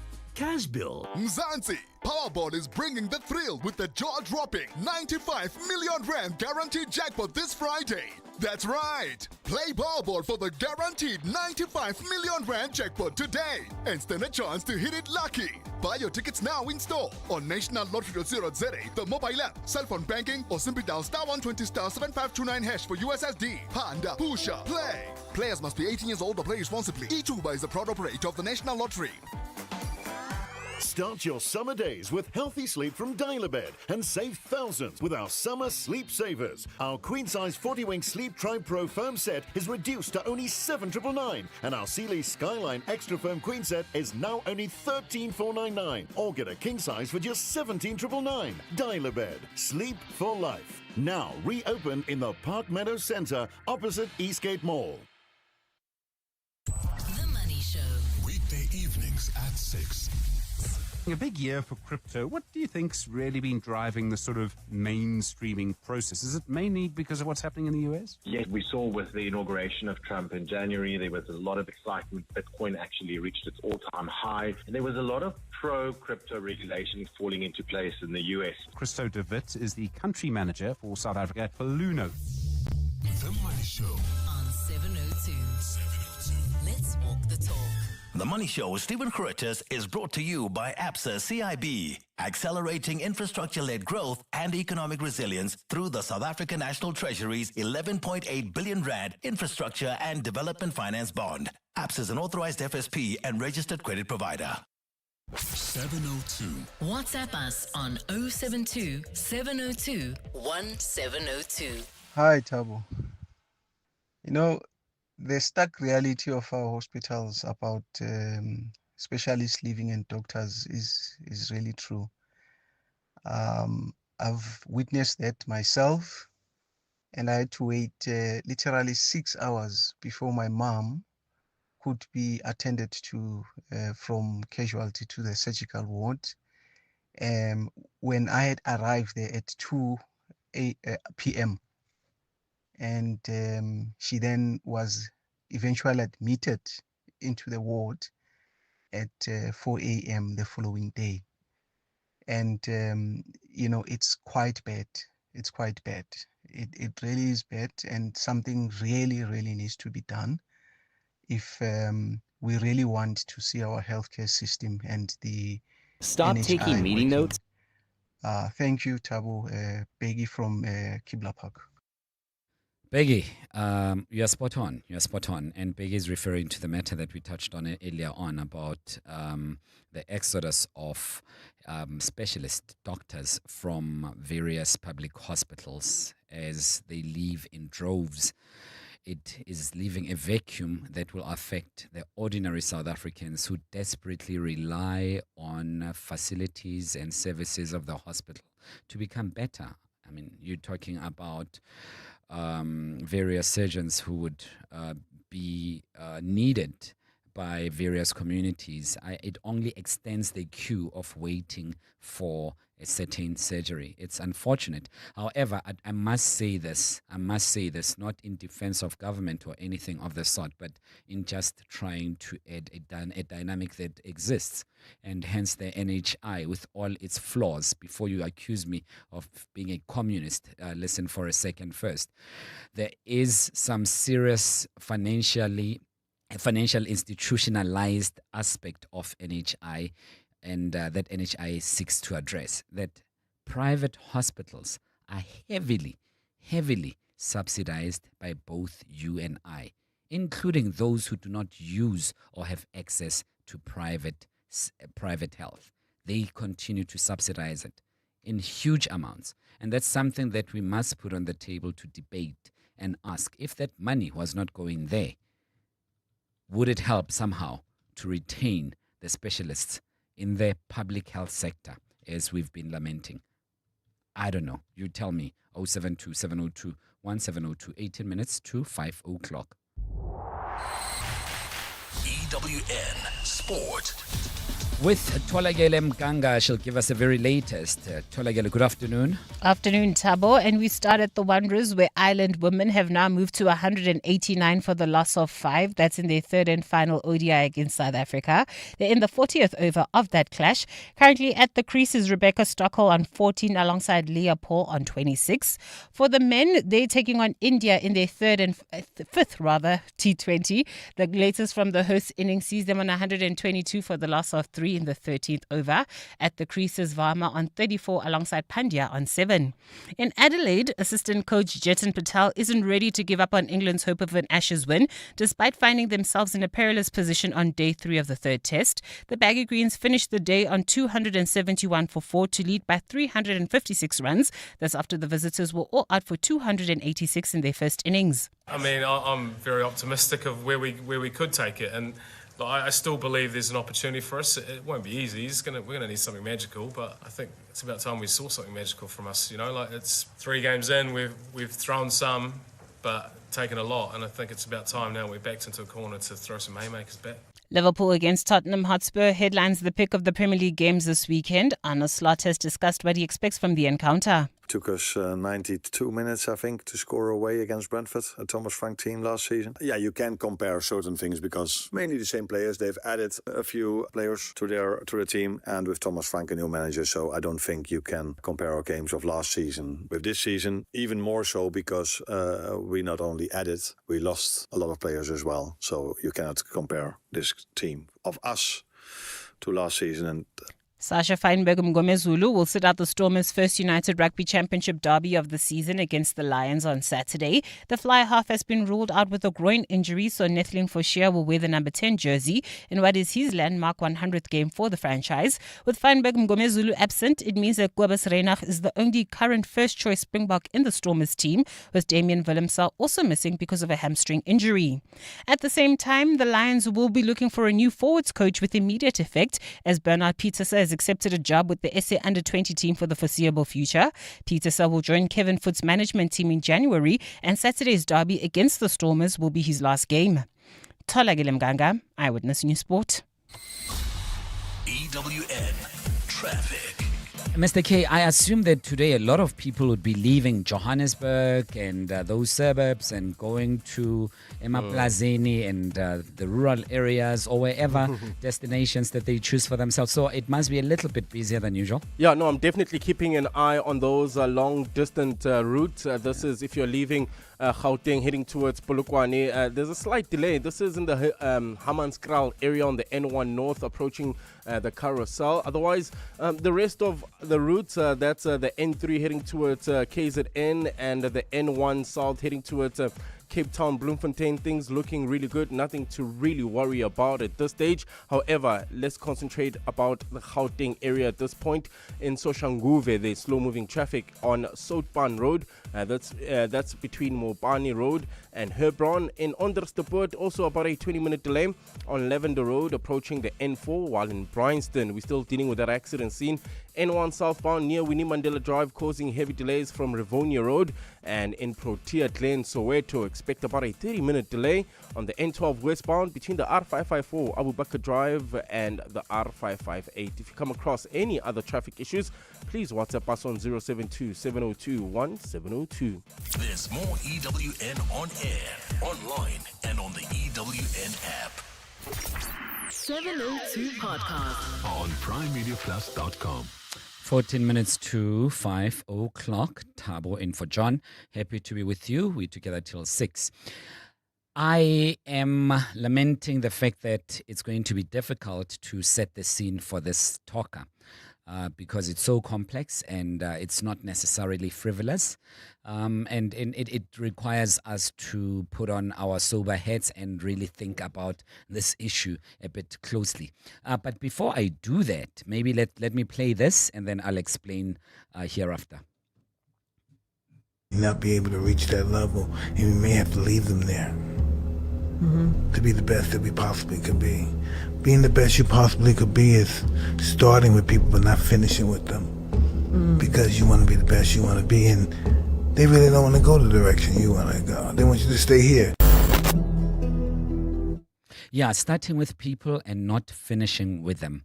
And leaving some of the people behind. It could be your classmate, you were all buddies at school, but for some reason, life dealt them a blow. They ended up perhaps not doing so well in life, God forbid, perhaps addicted to drugs and other substances. And now you meet, it's very awkward in the streets, and you realize that this person had potential and you were so close at some point, but you had to leave them behind. It could be a sibling, raised by same parents, same environment, but they took another route, waywardly, and you find yourself that you have left them behind.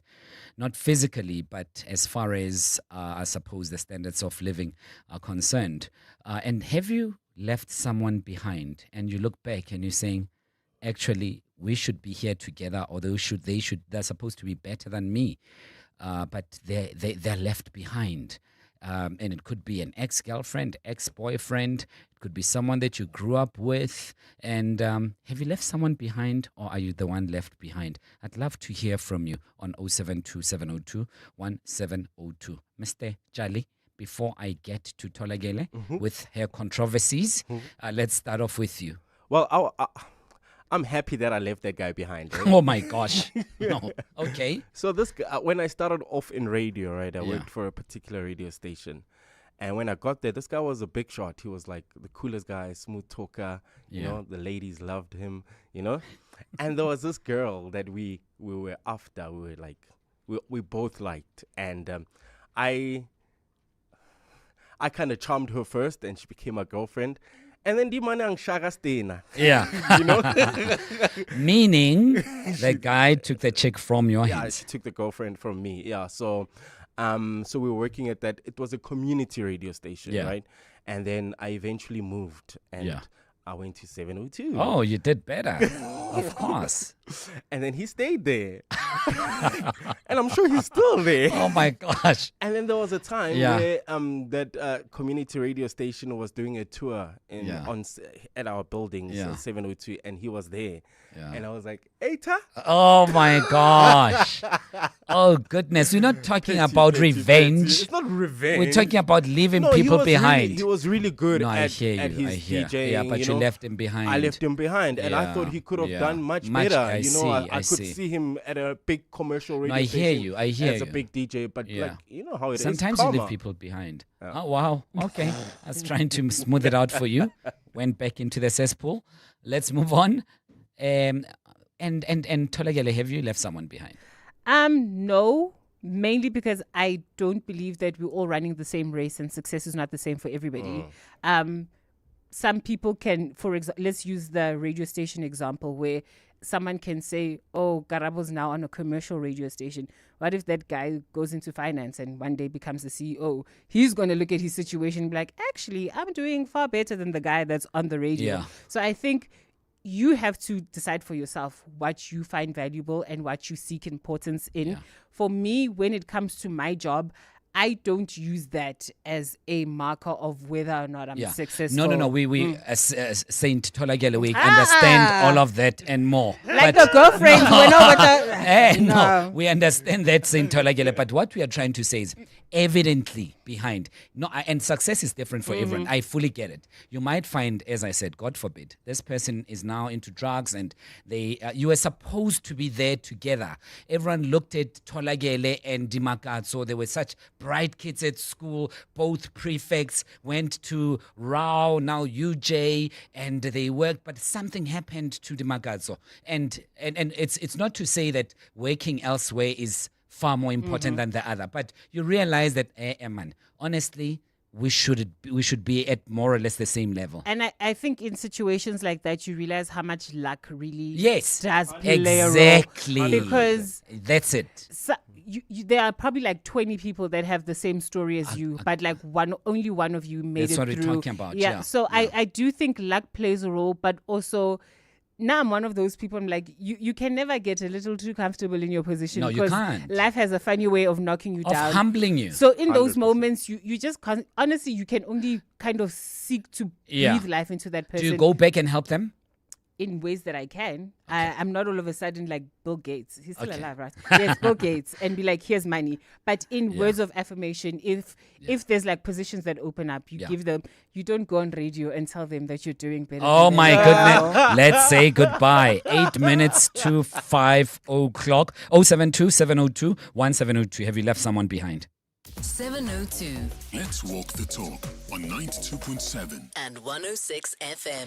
I look forward to it every time I'm here. Randall's one song, and I'm hoping he's going to surprise us as he usually does. Good afternoon, Randall. I hope you're well, man. Good, and you, Tabo? All chilled. What do you have for us today? So it's that time of the year that we look at lists of best albums around the year and start compiling and sharing with people. I don't know if you're on any groups with people who share kind of end of the year books and movies and music, but I certainly am on quite a few. Yeah. And the album that's turned up on many of these lists is the fourth album by a Spanish artist by the name of Rosalia. The album's called Lux. It's quite different, not dramatically different from her previous work, but it's recorded with the London Symphony Orchestra, for one. Secondly, it features artists that include Björk, Camino, Yves Tumor, and it was described as exploring lyrical themes of feminine mystique, transformation, and spirituality. So it's quite a ethereal album, you can imagine, with all the strings and the orchestration. But at the same time, it's still with respect, and if you go onto YouTube, you'll see some of the translation of the lyrics. It's still quite a hip hop record. So, you're not going to stray into Enya territory anytime soon. But definitely, if you're looking for something that's a little bit different, that's not run of the mill, but that still is going to, be quite, for want of a better term, radio friendly. It's not going to be so far left of center that you won't want to listen to it. Then this is definitely an album to check out. Well, let's listen, and I'm listening to it for the very first time because I love to be surprised with the listeners all at once. 6 minutes to 5 o'clock, Rosalia.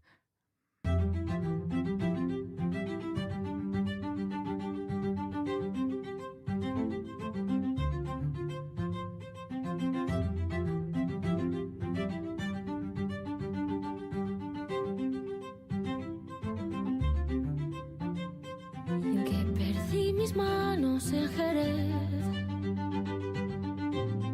y mis ojos en Roma. Crecí y el descaro lo aprendí por Barcelona. Perdí mi lengua en París, mi tiempo en LA, los hills en Milán. Sonrisa en UK, pero mi corazón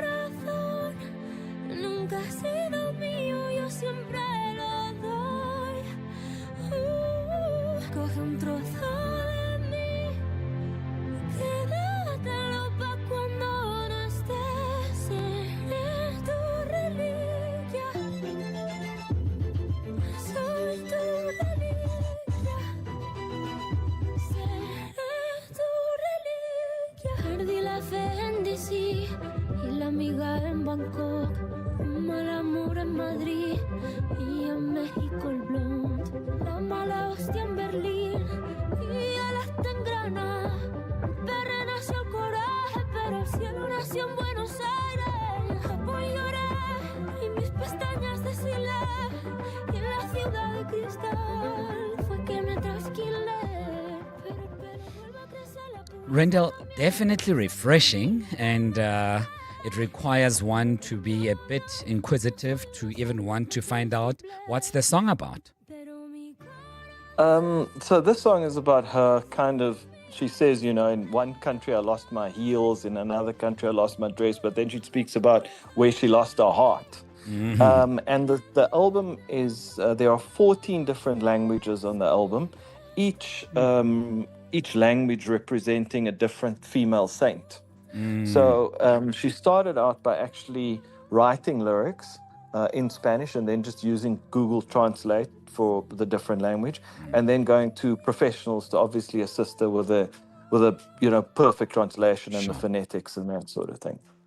I'm just sure that it's appropriate for any occasion at all. It could be that you're alone at home chilling and it's in the background. Yeah, I think actually it's the type of album that you need to do a little bit of work on. So you actually need to, do a little bit of reading. And the album is divided into 4 movements. Obviously, it has that classical inspiration as well. So it is maybe a good album for, get over the Christmas period and Boxing Day, and maybe on the 27th, if you want to sit down and have a very cerebral experience. Yes. Kick off in the morning by reading a bit about it online. There's lots written about it. It'll come up on just about every best of list. And then, sit down and see if you can get through it back to back. Yeah, say it for us again, Rosalia, and the name of the song, Reliqua. Yeah, and then the album is called Lux. Oh, man, fantastic. And Rendell, I wish you the best if we don't speak before the end of the year. And you, all the best. listeners, of course. Oh, thank you so much. I mean, you have really opened our eyes and ears to some beautiful sounds, and all the best for 2026. Rendell's One Song, 2 minutes to 5.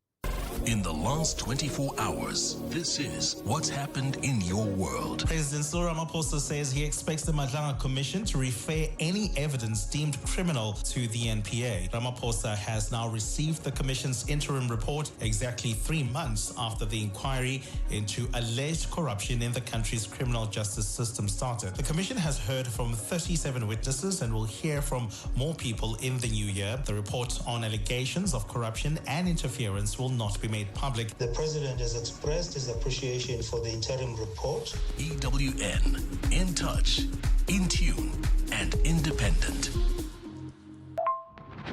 Hey, sorry for the voice note, but listen, I was there. I saw the receipt, like literally. That thing was long. It was giving scroll vibes and everything. Tommy, with this new Discount Better Rewards card, you get 10% off instantly. But like instantly on over 140 brands. So look, I don't want to be like dramatic or anything, but your Discount till slip never looked better. Okay, bye. Join the summer spectacle of speed with Hollywood Bets. Take the reins with the sizzling summer competition. Bet 50 Rand or more on horse racing for a chance to win a share of 1 million Rand in prizes. This includes one of 8 all-expenses-paid VIP experiences to the 2026 WSB Cape Met. Saddle up and bet now for a chance to claim flaming fortunes at the finish line. T's and C's apply. Hollywood Sportsbook is a licensed betting operator. No persons under the age of 18 years are permitted to gamble. Winners know when to stop. South African Responsible Gambling Foundation toll-free counseling line 0800 006 008 or WhatsApp help to 076 675 0710. Business Outsurance are experts in business insurance for real estate agencies, law firms, computer services, and more. Jacqueline? We saved a lot of money when we switched over from another insurance company to Business Outsurance. We've had some claims and they were friendly and efficient and paid out when they promised. Switch to Business Outsurance and you could get a massive 20% discount on your business insurance premium. Visit outsurance.co.za. Switch and save today. Licensed insurer and FSP. TCs and information online. This is EWN. Nkabinde inquiry will not amend its terms of reference, and DJ Warris described as an amazing father.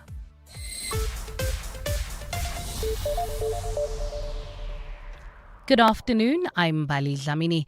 The panel investigating allegations against Johannesburg prosecution's boss, Advocate Andrew Chauke, has dismissed an application by NPA head Shamila Batoyi to amend the inquiry's terms of reference. Batoyi and the evidence leaders brought an application to amend the terms of reference during her testimony.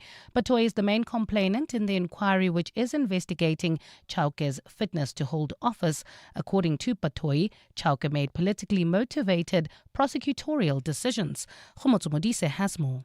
During her testimony and cross-examination by Advocate Andrew Chauke's lawyers, Advocate Shamila Batoyi distanced herself from the terms of reference issued by President Cyril Ramaphosa, and she also admitted to not having familiarized herself with them before the inquiry. This is despite Batoyi being the main complainant who led to the president establishing the inquiry. Batoyi claimed that what became the final terms of reference differed from what she sent to the president. The evidence leaders brought an application for the amendment of the terms, but Chauke's lawyers opposed this, arguing that it's prejudicial to him as it fundamentally alters the scope of the matter before the inquiry. The panels agreed with Chauke, recommending to the president that Batoyi's request not be granted. Khomotso Modise, Eyewitness News. Donovan Moodley, the man convicted of abducting and killing university student Lee Matthews in 2004, has been denied parole. Moodley approached the board this year, citing his eligibility to apply. In September, the board recommended Moodley's release on parole, but it was still to be considered by the National Council for Correctional Services.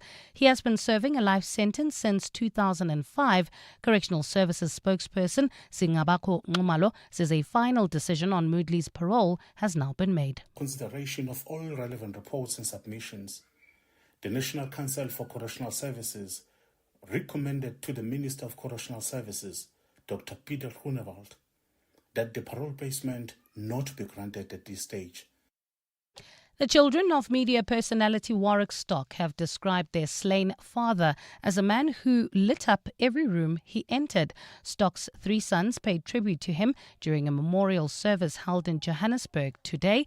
DJ Warris, as he was popularly known, was shot and killed in the Joburg CBD this week. It's understood his death was linked to the work his security company was doing at a former hijacked building. Stock spent most of his life in the limelight, holding positions on TV as well as on radio. His son Ethan says they experienced the best version of their father. My father was the complete opposite of how the media portrayed him. My father was the life of the party and the brightest light in every room. Whenever we needed someone, he was there. I remember when I was in hospital for 10 days, and throughout those 10 days, my father was with me from 6 in the morning to 9 at night. Whether you were sworn at by the security or the nurses, he stayed with me. He was there when I needed him the most. To the courts now, the High Court in Pretoria has rejected the City of Tshwane's application to stop private firefighting companies from operating in and around the metro.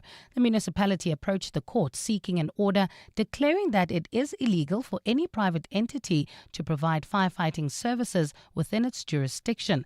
The metro maintains that such services are the sole responsibility of local government. Thabiso Koba reports. The Tshwane municipality's application cited only 2 respondents. Fidelity Secure, which provides private firefighting services to its paying clients, and the Sinoville Firefighting Association, a voluntary firefighting association which provides free services to its surrounding areas. In his ruling, Judge Norman Davis says there is currently no legislation in the country which regulates private firefighting services or expressly prohibits it. Davis says the extinguishing of fires either by private individuals or companies is not an offence to the Fire Brigade Services Act. He says what Fidelity and Sinoville are doing is similar to a person using a fire hydrant at their home to douse a blaze while waiting for the municipality's brigade to arrive for extra assistance. Thabiso Koba, Eyewitness News. And 6 soldiers have been killed after the Colombian ELN guerrilla group attacked a military base near Venezuela. Yesterday's attack was the second deadliest clash with security forces in a week, with at least 8 soldiers being killed. In October, the United States imposed sanctions on Colombia's President Gustavo Petro for his alleged reluctance to target armed cocaine trafficking cartels.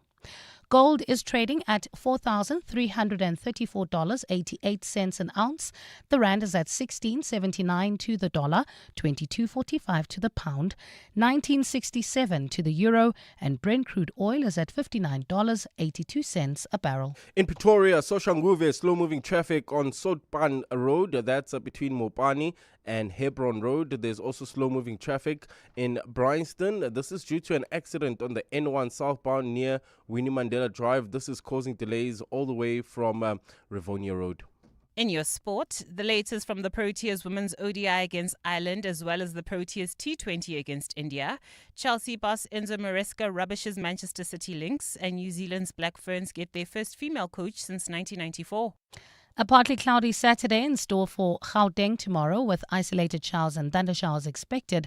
Both Johannesburg and Vereeniging drop to an overnight low of 17, peaking at 27. Pretoria also drops to 17, reaching a mildly higher 29 degrees. The top story in EWN this hour: the panel investigating allegations against Joburg prosecution's boss, Advocate Andrew Chauke, has dismissed an application by NPA head Shamila Batoyi to amend the inquiry's terms of reference. EWN, in touch, in tune, and independent. For the latest, visit ewn.co.za or download the EWN app. 702. Live On the Prime Media Plus app. DSTV channel 856 92.7 and 106 FM. Let's walk the talk.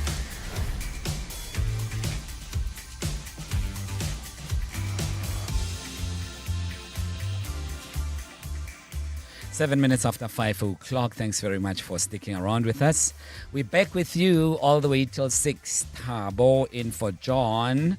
Happy to be with you. And during the festivities, I know a number of you will be headed to various destinations just to go and relax and chill with your loved ones, family members, friends, and everyone else. Have a great one.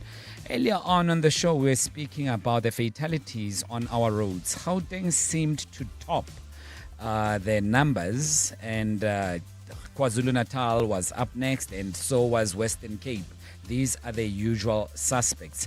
And if you're keen to know, there was a 12% decrease in crashes. However, it remains the province with the highest death toll. Gauteng, that is. It was reported that there were 105 fatalities from 95 accidents in Gauteng. And in KwaZulu-Natal, 88 people died in 85 crashes. In the Western Cape, 66 people were killed in 55 crashes. And they also calculated pedestrian-related accidents, hit and runs, single vehicle overturns, and head-on collisions. And so I urge you to be very careful so that we can decrease these numbers.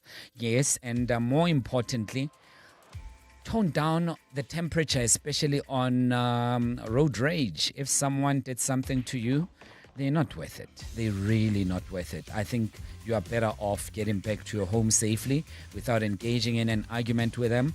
Play a song or something. Avoid them. Don't even create any eye contact. They're just not worth it at all.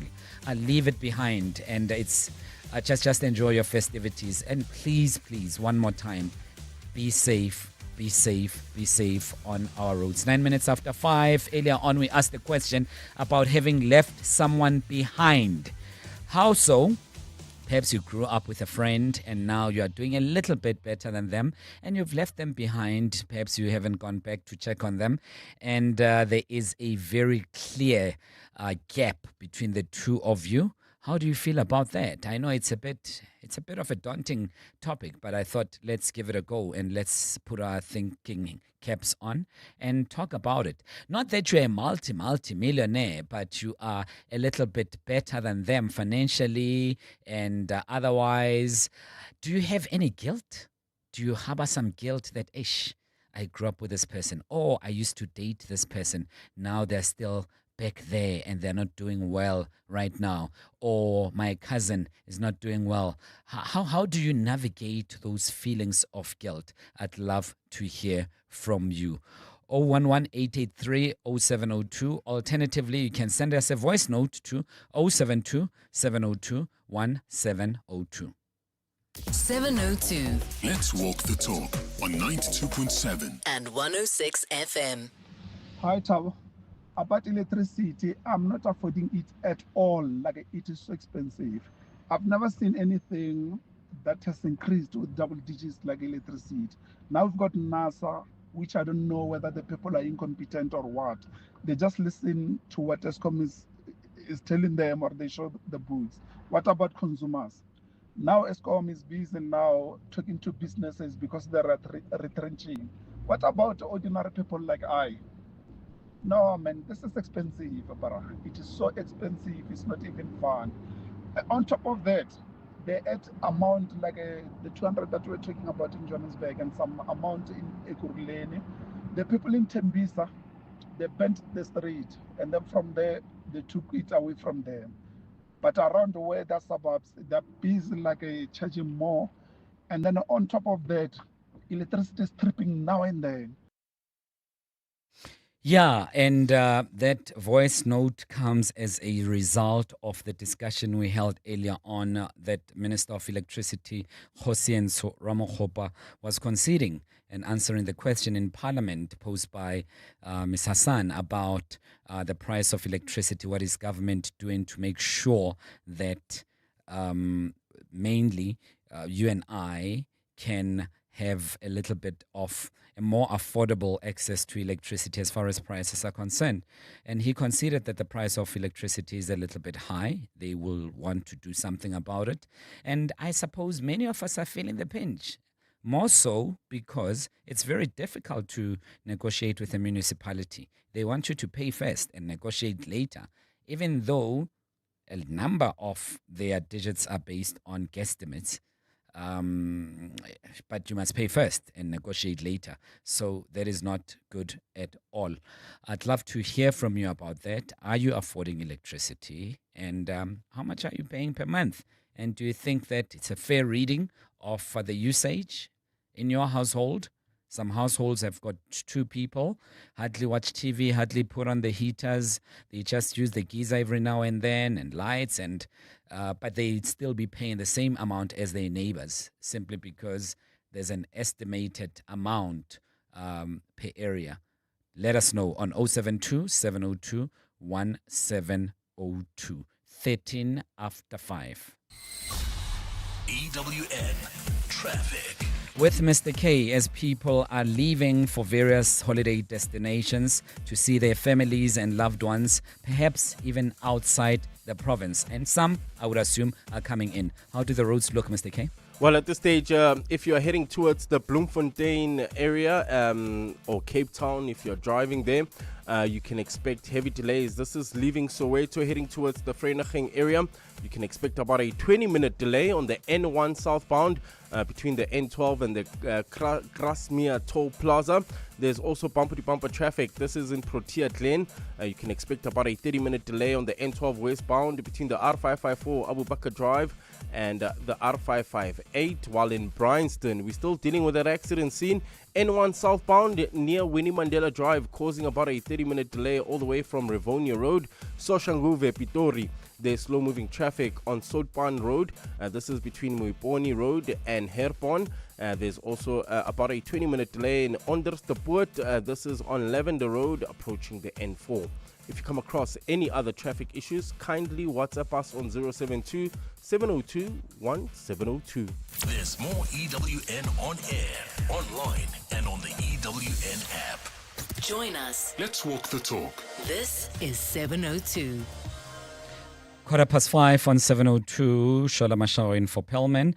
Thanks for joining us. And we wanted to look at this story because of the climate in South Africa, which has which has become a little bit tense regarding foreign nationals. And the National Council of Provinces has passed the Immigration Amendment Bill, a measure which seeks to provide clarity over deportation of detained illegal foreign nationals. And it was said that the bill was introduced as an amendment to the Immigration Act of 2002, and it then requires a court to decide whether it is in the interest of justice for a detained illegal foreign national to be kept further before deportation. But someone who knows more about this and who will break this down for us appropriately, Tara Roos. She joins us from Cape Town. Tara joins us from Cape Town, I should say. And Tara is with Business Day as parliamentary correspondent. Tara, thanks for your time. Welcome to 702. Good afternoon. Thank you so much for having me. Please, in layman's term, Tara, if you will, what does this now mean? I tried to explain it, but you know better about it. And you know the environment that we are living in, especially after the passing away of a very famous DJ in the city center of Johannesburg. What does this bill intend to do?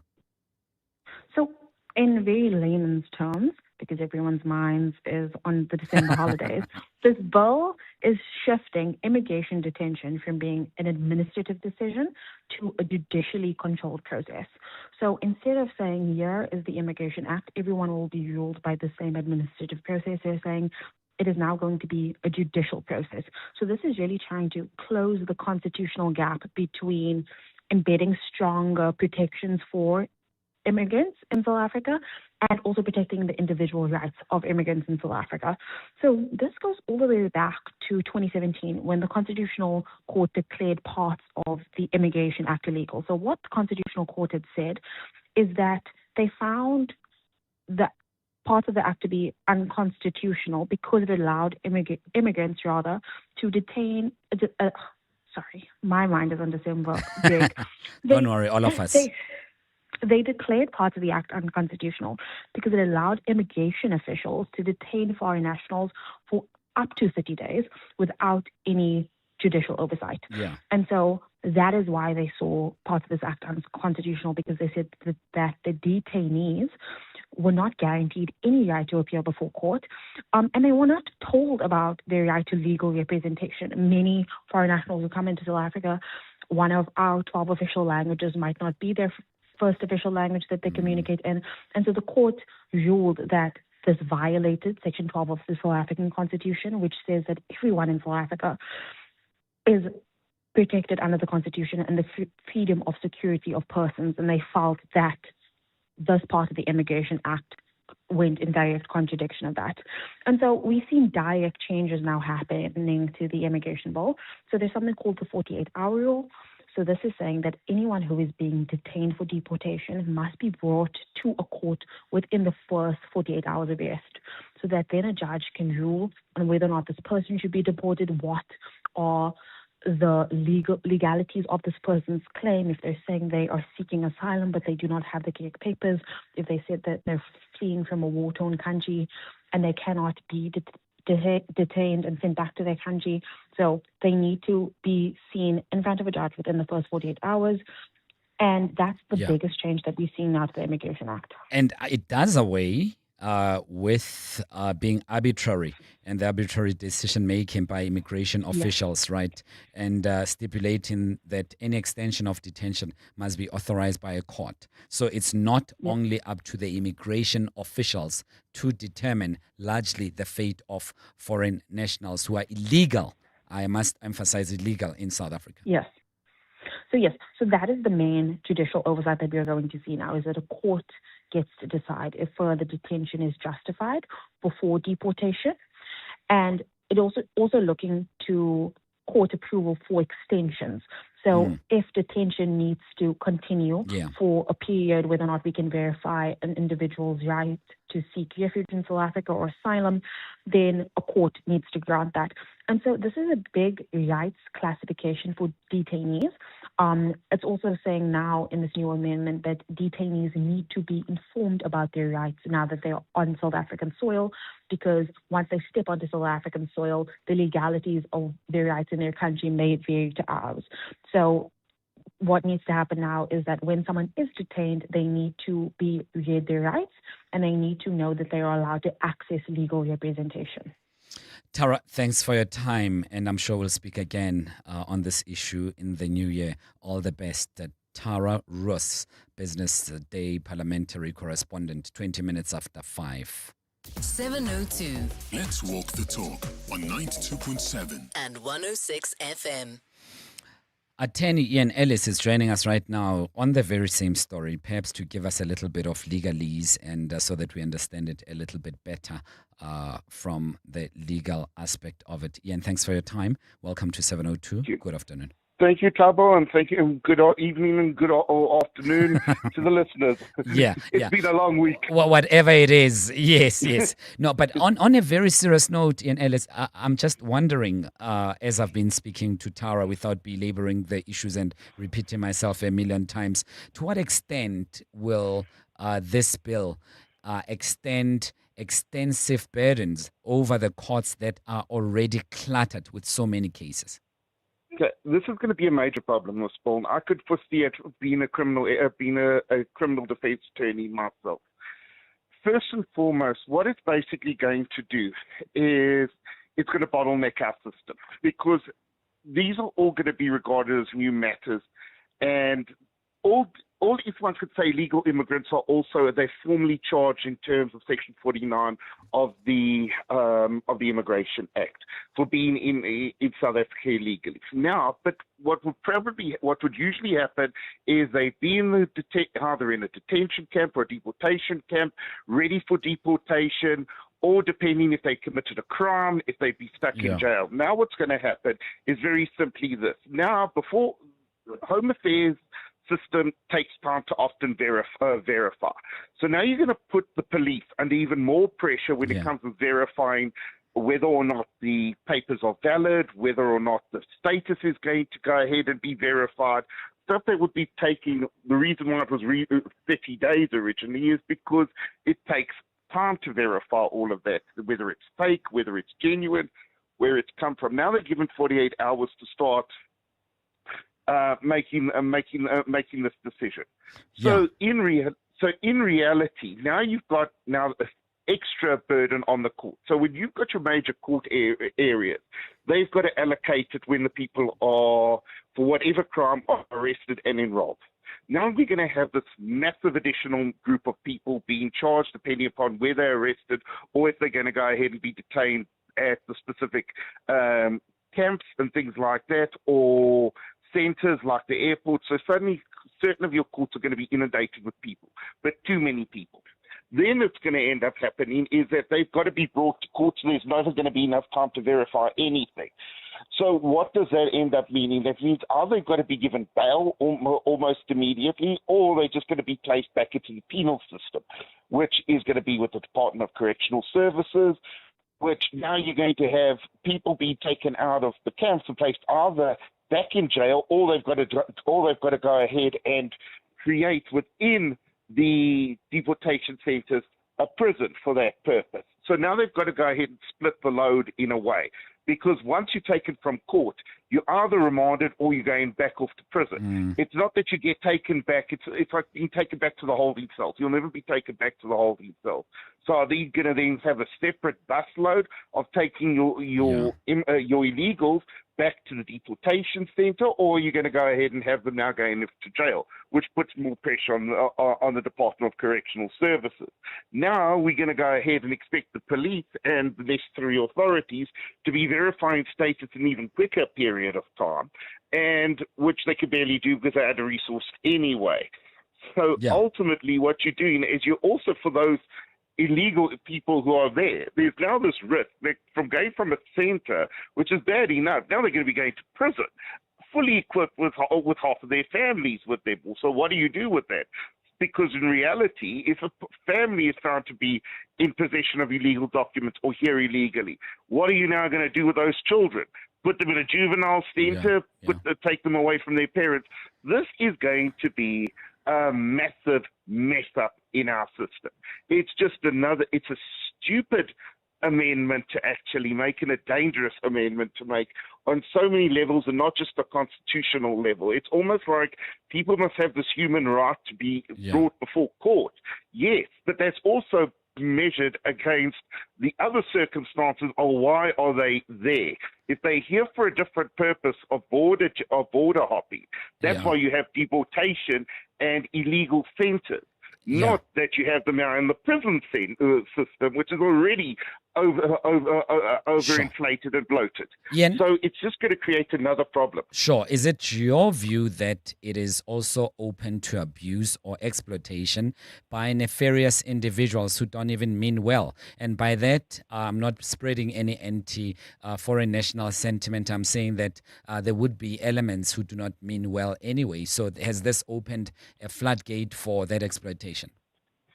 Let me put it to you this way: this is going to open up a floodgate for all different types of corruption, not just from from a foreigner perspective, even from a local perspective, because now you're going to have people who are even more open to basically buying fictitious documents and fake documents because they're going to be scared that they're going to be ending themselves up in jail rather than going ahead in a deportation camp and sent right back to be it Malawi or Zimbabwe or anything like that, to sit in a jail cell for possibly another 6 months while you're going ahead and being dealt with from a deportation point of view.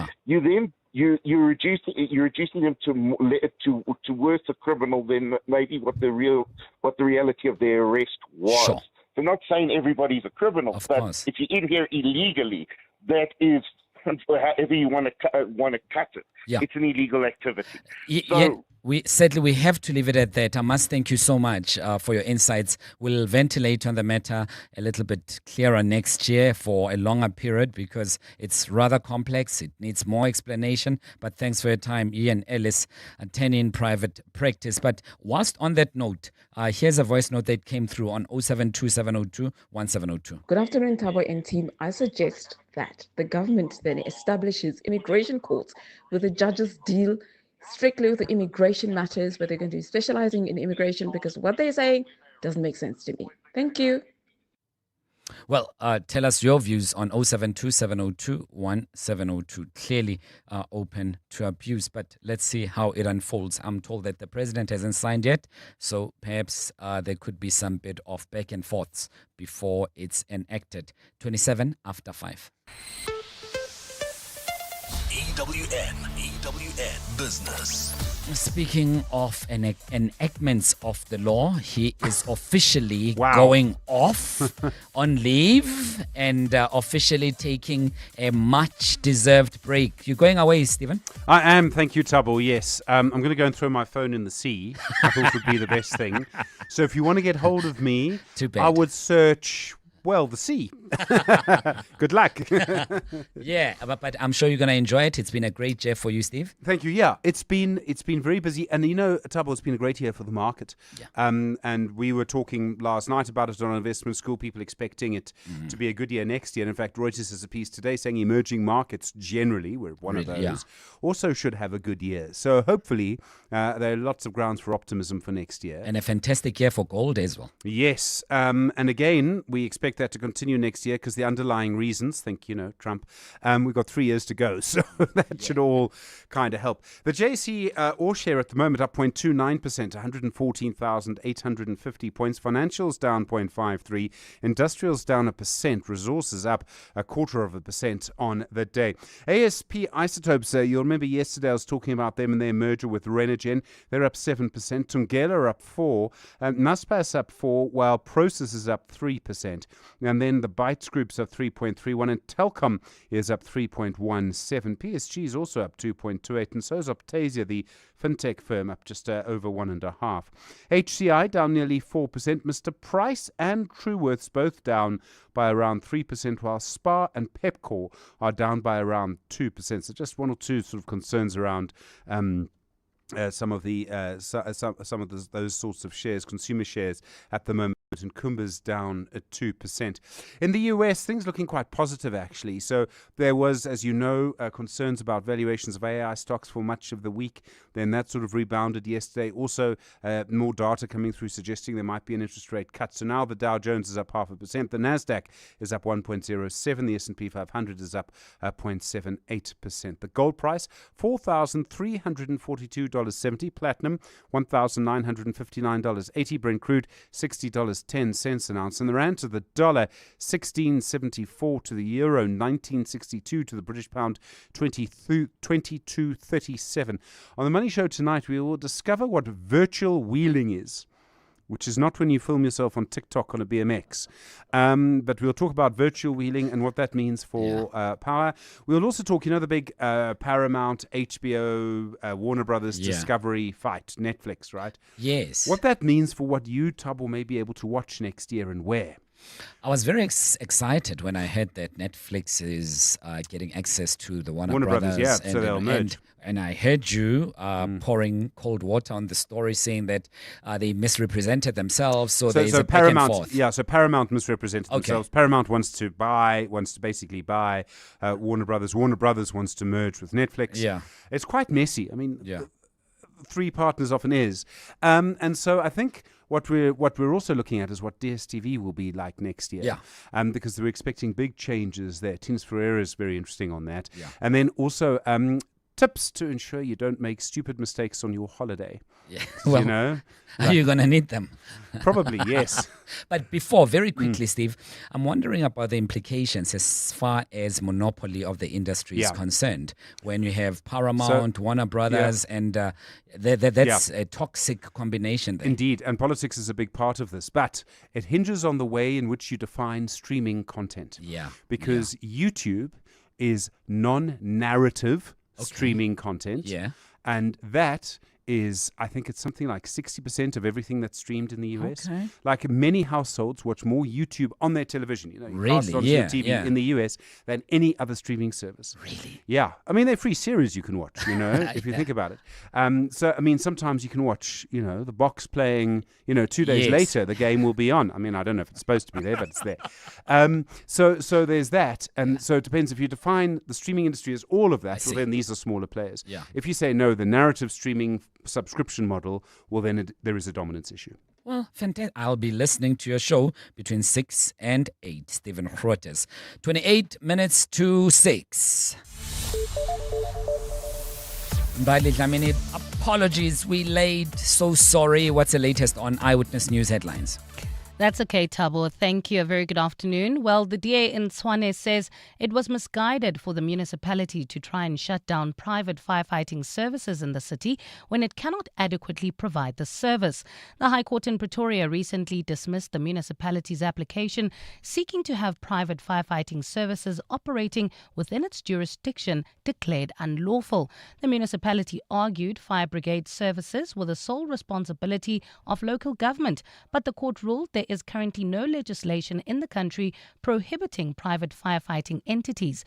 DA caucus leader Celia Brink says the party welcomes the judgment, affirming the rights of private and voluntary firefighting services to exist in the capital. It was wrong-headed of the Tshwane Metro to try and prohibit these services from operating, and we saw the effect of the attitude of the city earlier this year in Klerkspoort, where private and voluntary fire services were in fact prevented from fighting a fire, and this caused extensive damage because the city's own resources are limited. We call on Tshwane not to appeal this judgment, not to further waste taxpayers' money.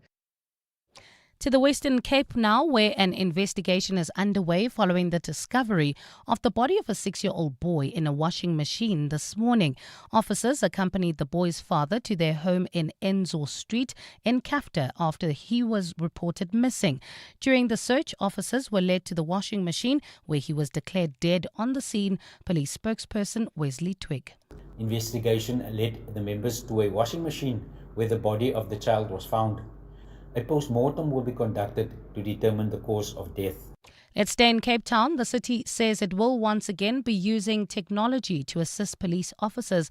Around Table Mountain, the city centre, Boer Cup and key beaches this festive season.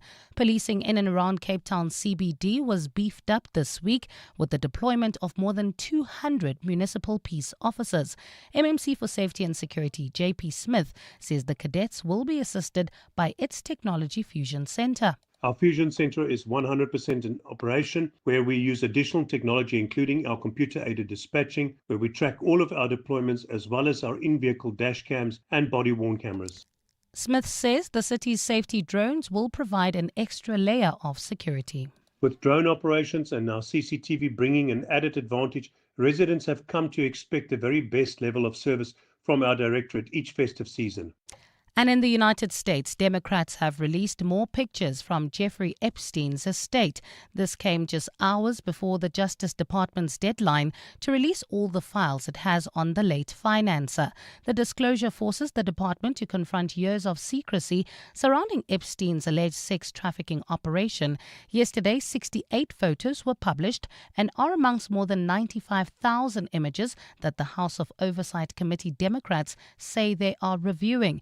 Epstein died in custody after his 2019 arrest.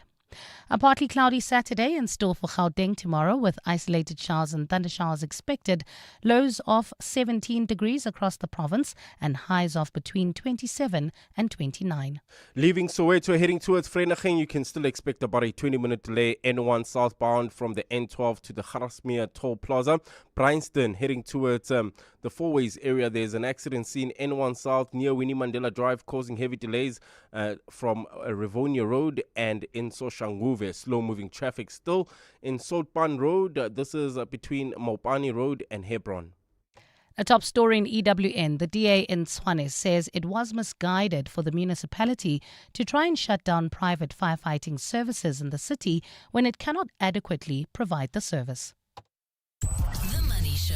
Weekday evenings at 6.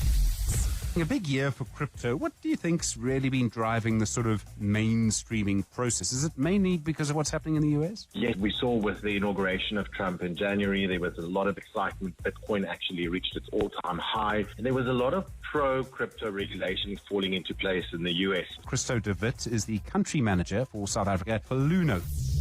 The Money Show on 702. Let's walk the talk. The Money Show with Stephen Curtis is brought to you by ABSA CIB, accelerating infrastructure-led growth and economic resilience through the South African National Treasury's 11.8 billion rand infrastructure and development finance bond. ABSA is an authorized FSP and registered credit provider.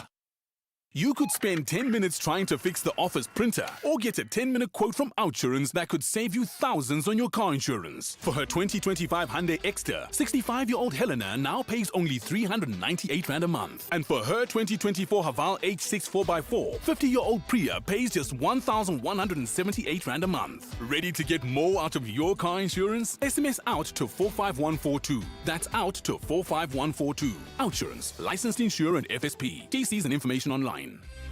Meet McDonald. He is the self-proclaimed king of homegrown veggies. You see, McDonald believes as long as he sprinkles the seeds, the veggies will grow. He even promised beetroot and carrots to the entire neighborhood.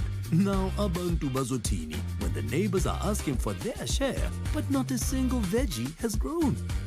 Booty, avoid the embarrassment. Make smarter decisions for your home. Visit Cashbuild for quality gardening tools and seeds at the lowest prices. Cashbuild. At Dis-Chem, get ready to celebrate instant savings with better rewards. Swipe to get 20% off plus an extra 10% off lifestyle food extra virgin olive oil 1 litre.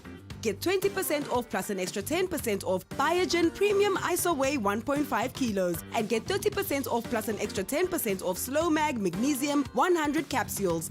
Look out for the Better Rewards icon in-store and online. Offers valid until 11 January 2026. Dis-Chem. Better health starts here. Start your summer days with healthy sleep from Dial-A-Bed and save thousands with our summer sleep savers. Our queen-size 40-wing Sleep Tribe Pro foam set is reduced to only 7,999, and our Sealy Skyline Extra Firm Queen set is now only 13,499. Or get a king size for just 17,999. Dial-A-Bed. Sleep for life. Now reopened in the Park Meadow Centre opposite Eastgate Mall. EWN Sport. 21 minutes to 6 o'clock, and Tolagele is standing by to give us the very latest in the world of sports. Afternoon, Tolagele.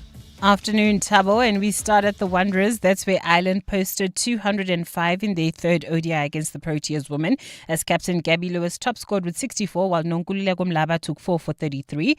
In response, South Africa are currently at the crease on 12 without any loss after the first over. Batting is captain Laura Waldvard on 9 alongside Tasman Brits on 1. Over to Ahmedabad, where India posted 231 for 5 in the fifth T20 against South Africa, as Tilak Varma top scored with 73, while Kerben Bosch was the pick of the bowlers with 2 for 44. In response, the Proteas are currently 12 without any loss after the first over, still requiring 220 runs and 116 balls for victory. Batting is Quinton de Kock on 12 alongside Reza Hendricks on 0. In Adelaide, Travis Head scored his second century of the Ashes to carry Australia towards a series triumph. That's on day 3 of the third test. Head's unbeaten 142 pushed the Baggy Greens to 271 for 4 at stumps, giving them a lead of 356 runs after England were bowled out for 286 in the morning. I want to sort of, be as consistent as I possibly can. In terms of mindset, I'm a lot different to others. I just love game day, not one for the lead up. For me, always has been getting out in the middle and playing the game and feeling the crowd and the expectation and that nervous energy. I've always enjoyed. I just like playing the game, so I think that helps in the way. And Mikel Arteta believes that his transformation of Arsenal has put the Gunners in a position to win major trophies as he celebrates 6 years as a manager. Victory at Arteta's former club Everton on Saturday will guarantee that at the top of the Premier League at Christmas as they aim to win the title for the first time since the 2003-04 season. It's gone fast. A lot happened, but it's been an incredible journey, and enjoyed every minute of it. Well, it's strange, but very exciting as well. I think obviously one of the most iconic stadiums in the Premier League is not any longer part of our schedule, but I'm going to have the opportunity to witness. We're all going to have the opportunity to witness an incredible stadium that they built, and Saturday night, you know what you expect. And Sebastian Haller could miss out on the Africa Cup of Nations, which gets underway on Sunday. The striker hurt his hamstring playing for Utrecht in the Dutch league at the weekend and has been undergoing treatment since joining up with the Ivorian squad at their training camp in Marabella. The Ivorian Federation is waiting for test results before making any decisions on his availability, while the defending champions will kick off the defense of their title against Mozambique next Wednesday. Tolagile Mganga, Eyewitness News Sport. EWN Traffic. With Mr. K, as the roads become busier or less busier, what's happening on the roads, Mr. K? Well, at this stage, if you are leaving Soweto heading towards Vereeniging, that's meaning you're leaving the province heading towards Bloemfontein, you can expect about a 20-minute delay on the N1 southbound between the N12 and the Grasmere Toll Plaza. In Bryanston, traveling towards a four-ways accident scene, N1 southbound near Winnie Mandela Drive, causing about a 30-minute delay all the way from Rivonia Road in Protea Glen. Soweto, expect about a 30-minute delay as well on the N12 westbound between the R554 Abu Bakr Drive and the R558 in Pitori. Soshanguve, slow-moving traffic on Soutpan Road between Mopani and Hebron. There's also bumper-to-bumper traffic in Onderstepoort. This is on Lavender Road approaching the N4. If you come across any other traffic issues, please WhatsApp us on 072-702-1702. There's more EWN on air, online, and on the EWN app. It's the most wonderful time of the year. You're finally taking your long-awaited break. You're going to see your family. And you're saying goodbye for now to your 9 to 5. But you don't have to say goodbye to your favorite talk station. Talk station. This festive season, 702 will keep playing your favorite songs, having engaging conversations, and keeping you entertained. So, make sure to sit back, relax, and walk the talk with us this festive season. Download the Prime Media Plus app to make sure you don't miss a single conversation. Happy holidays from 702. Summer is in full swing. Everyone is packing their bags for a getaway. And Wena, Don't be left out. There's an easy way to explore Mzansi and create unforgettable memories with a variety of deals from beach breaks and bush escapes to small dorpies. You've got no reason not to say, "Gimme summer that shot left." Visit shotleft.co.za and book now. T's and C's apply. Hashtag TravelWise Mzansi. After all, it's your country. Enjoy it, because nothing's more fun than a shot left. Mzansi, Powerball is bringing the thrill with the jaw-dropping 95 million rand guaranteed jackpot this Friday. That's right. Play Powerball for the guaranteed 95 million rand jackpot today and stand a chance to hit it lucky. Buy your tickets now in store on nationallottery.co.za, the mobile app, cell phone banking, or simply dial *120 *7529 hash for USSD. Panda, Pusha, play. Players must be 18 years old or play responsibly. E2 is the proud operator of the National Lottery. If you think you cannot afford a lawyer, think again. Clientele Legal has made professional legal services affordable. You receive up to 745,000 rand worth of legal services per year. Our range of plans include cover for you, your spouse, children, and extended family. Plans include cover for civil, criminal, and labor-related matters. Whether it's protection orders, gender-based violence, uncontested divorce, or poor service, your Clientele Legal lawyer will be there to assist you. Our services are convenient. Simply pick up the phone and call your lawyer or send us an email and we'll get back to you. All plans include a bail benefit of up to 5,000 rand and we'll go to the police station and pay it for you. Plus, Clientele Legal offers you 24-hour telephonic legal advice. SMS Legal to 48721. That's legal to 48721. Clientele General is an authorized FSP and licensed non-life insurer. T's and C's online. Standard rates apply. Who says everyday driving can't be très chic? Rent premium with Sani Sixt now.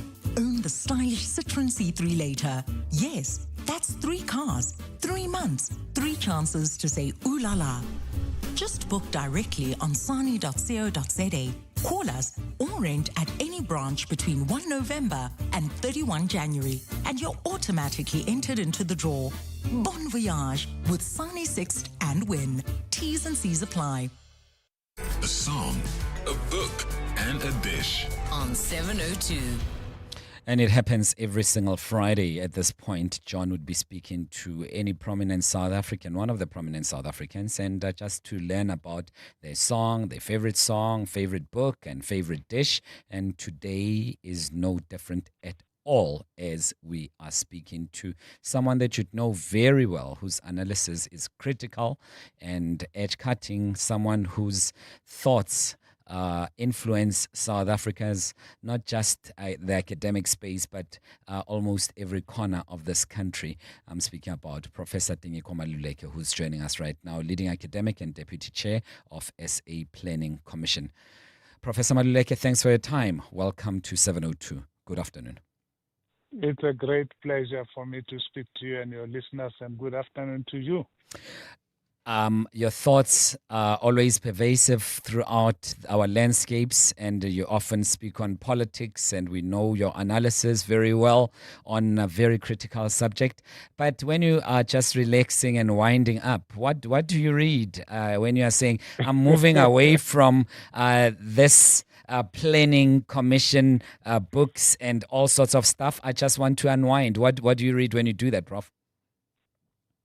You see, for someone who's employed to read, it's very difficult to see reading as a relaxation. Yeah. But it is relaxation for me. I read a lot of non-fiction, clearly, because I am from the humanities and social sciences.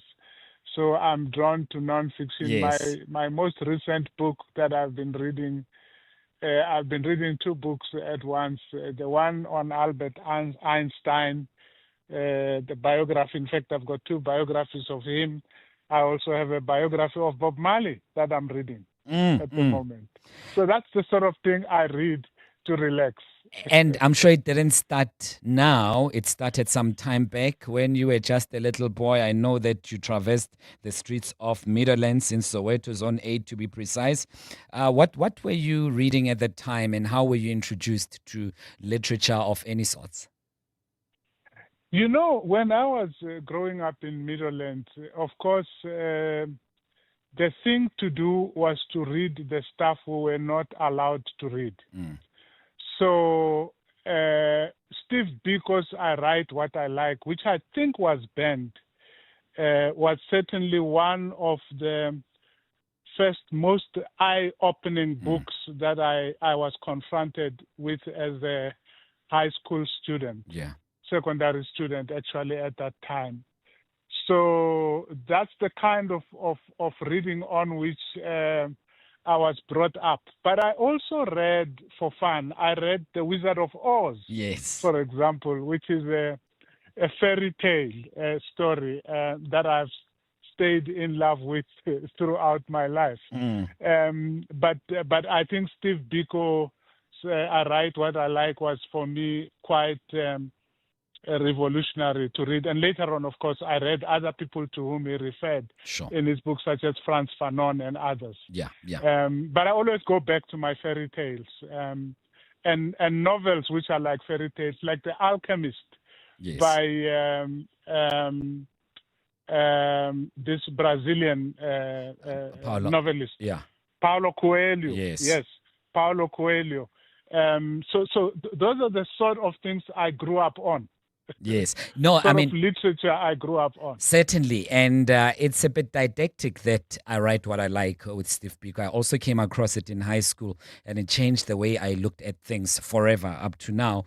And I'm just thinking, moving around for you, having done Form 3 elsewhere, and then also you did your high schooling in Lamola in Midlands, you were moving around quite a bit. And it just, I suppose, helped to familiarize yourself with the landscape of the country that would be central to your work right now. Yeah, certainly I have moved around the country chasing after education. Middlelands, Valdesia in Limpopo, Nkuzane and Bungeni villages also in Limpopo, Tsanin, Bankuna High School, and later on went to University of Natal in Pietermaritzburg. And of course, since then, I've worked for the University of Johannesburg, for the University of Pretoria, for UNISA, and in executive positions, but also as a professor. Sure. And now I'm at the Tshwane University of Technology, where I am the Vice Chancellor. Of course. So education has certainly sent me around the country. Yes, and made you... From the youngest age. Yes. Interesting enough, you in Koankoa, a village that I've visited a couple of times in Tsanin, that's where you met Tito Mboweni and Ruel Khoza? Well, not quite. Tito, both of them were ahead of me. Yeah. And Ruel by a mile. I think he was there maybe 10 years before I arrived. Not so far from Tito Mboweni's stay there, but we were not contemporaries. Sure. By the time I arrived, they had left Bankuna High School, a very iconic school in that part of the world. We had a very strict disciplinarian of a principal. And all of us, whenever we met with Tito and whenever I meet with Dr. Ruel Khoza, we can't stop talking about some of his antics. Yeah. But share a bit about the food that you enjoyed there. Did you come across masanja when we were in Koankoa? I know, very big that side. And don't accuse me of generalization, okay? Now, there is a story I usually tell my overseas visitors just to frighten them about mopani worms. Yes. I say to them, I'll make mopani worms for them and I'll teach them how to eat mopani worms, because as you eat your pap, you eat mopani worms with pap. Yes. You must eat your pap quickly before the worms finish the pap. Yeah. So they get this idea that you eat them alive, and they are insisting on the pub together with you. So it's a 100-meter dash that you need to push very quickly. No, look, as a boarding school student in Tanin, there was very few luxuries. There was something called, some beans, which we called timbawen. Yes. We were fed that stuff with pap almost every day. It was supposed to be very healthy, but we hated it a lot. And sometimes if you got a bit of mayonnaise to put on it, then it tasted slightly better. So there was very few luxuries at boarding school in Nkoankoa. Given that now I presume and assume that you can afford more than that, what do you prefer eating with your money when you're swiping your card? I still prefer to eat some of the stuff I grew up eating. Yeah. Which is like, trotters. Yes. Beef trotters. Yes. Chicken trotters. We sometimes call them walkaways. Yes. And, it was my father's weekend favorite dish. So my father would come back on Saturday and would cook his trotters for the whole afternoon. And he would add some beans to it. And I still love that stuff myself. Really. Yes, And Prof, before we say goodbye, please share a bit about a song that you love listening to now that puts you in a good space, because music has got that effect on most of us, I'd like to believe. What's that song for you? Well, there is a song by Leonard Cohen. That song is called Alexandria Living. It is a song about loss. The origins of that song is actually a poem by C.P. Cavafy. C.P. Cavafy is a Greek poet who is famous for, among other things, Waiting for Barbarians. That is his famous poem. But the poem I like is The Gods Abandon Anthony, which is where the song of Leonard Cohen comes from. Behind it is the story of how Anthony lost the city of Alexandria to Octavian in a great battle, and sort of encouraging him to accept that you have lost, because unless you accept loss, you are not going to be able to recover from it. As a youngster, I lost my mother at 3.5, and that song always helps me accept the loss that I couldn't avoid in my life. Prof, I enjoyed every second of chatting to you. We should do it again sometime soon. Thanks for making time to speak to us here on 702 Land, and we wish you the very best as we play out with your song. The pleasure was mine. Thank you. Professor Tenyeko Maluleke. They fall among the voices and the wine. It's not a trick. Your senses all deceiving. A fitful dream, the morning will exhaust. Say goodbye to Alexandra leaving. Then say goodbye to Alexandra lost. Even though she sleeps upon your satin, even though she wakes you with a kiss, do not say the moment was imagined. Do not stoop to strategies like this. As someone long prepared for this to happen, go firmly to the window, drink it in. Exquisite music, Alexandra laughing. Your first commitment, tangible again. And you who had the honor of her evening. A song, a book, and edition. This was the special choice of Professor Tinyeko Maluleke. The song is called Alexandra Leaving by Leonard Cohen, and he explained it thoroughly why it really brings some wonderful and sad emotions at the same time. I thoroughly enjoyed spending time with you over the past few days. Let's do it again next week. And I wish you a lovely, lovely weekend. Stephen Grootes is up next. Make sure that you catch him between 6 and 8. Thanks to the fabulous team that put the show together. But most importantly, thanks to you. Have a lovely weekend. Do not say the moment was imagined.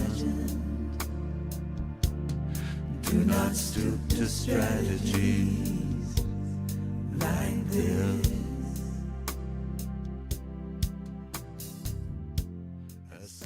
And now, The Money Show with Stephen Grootes.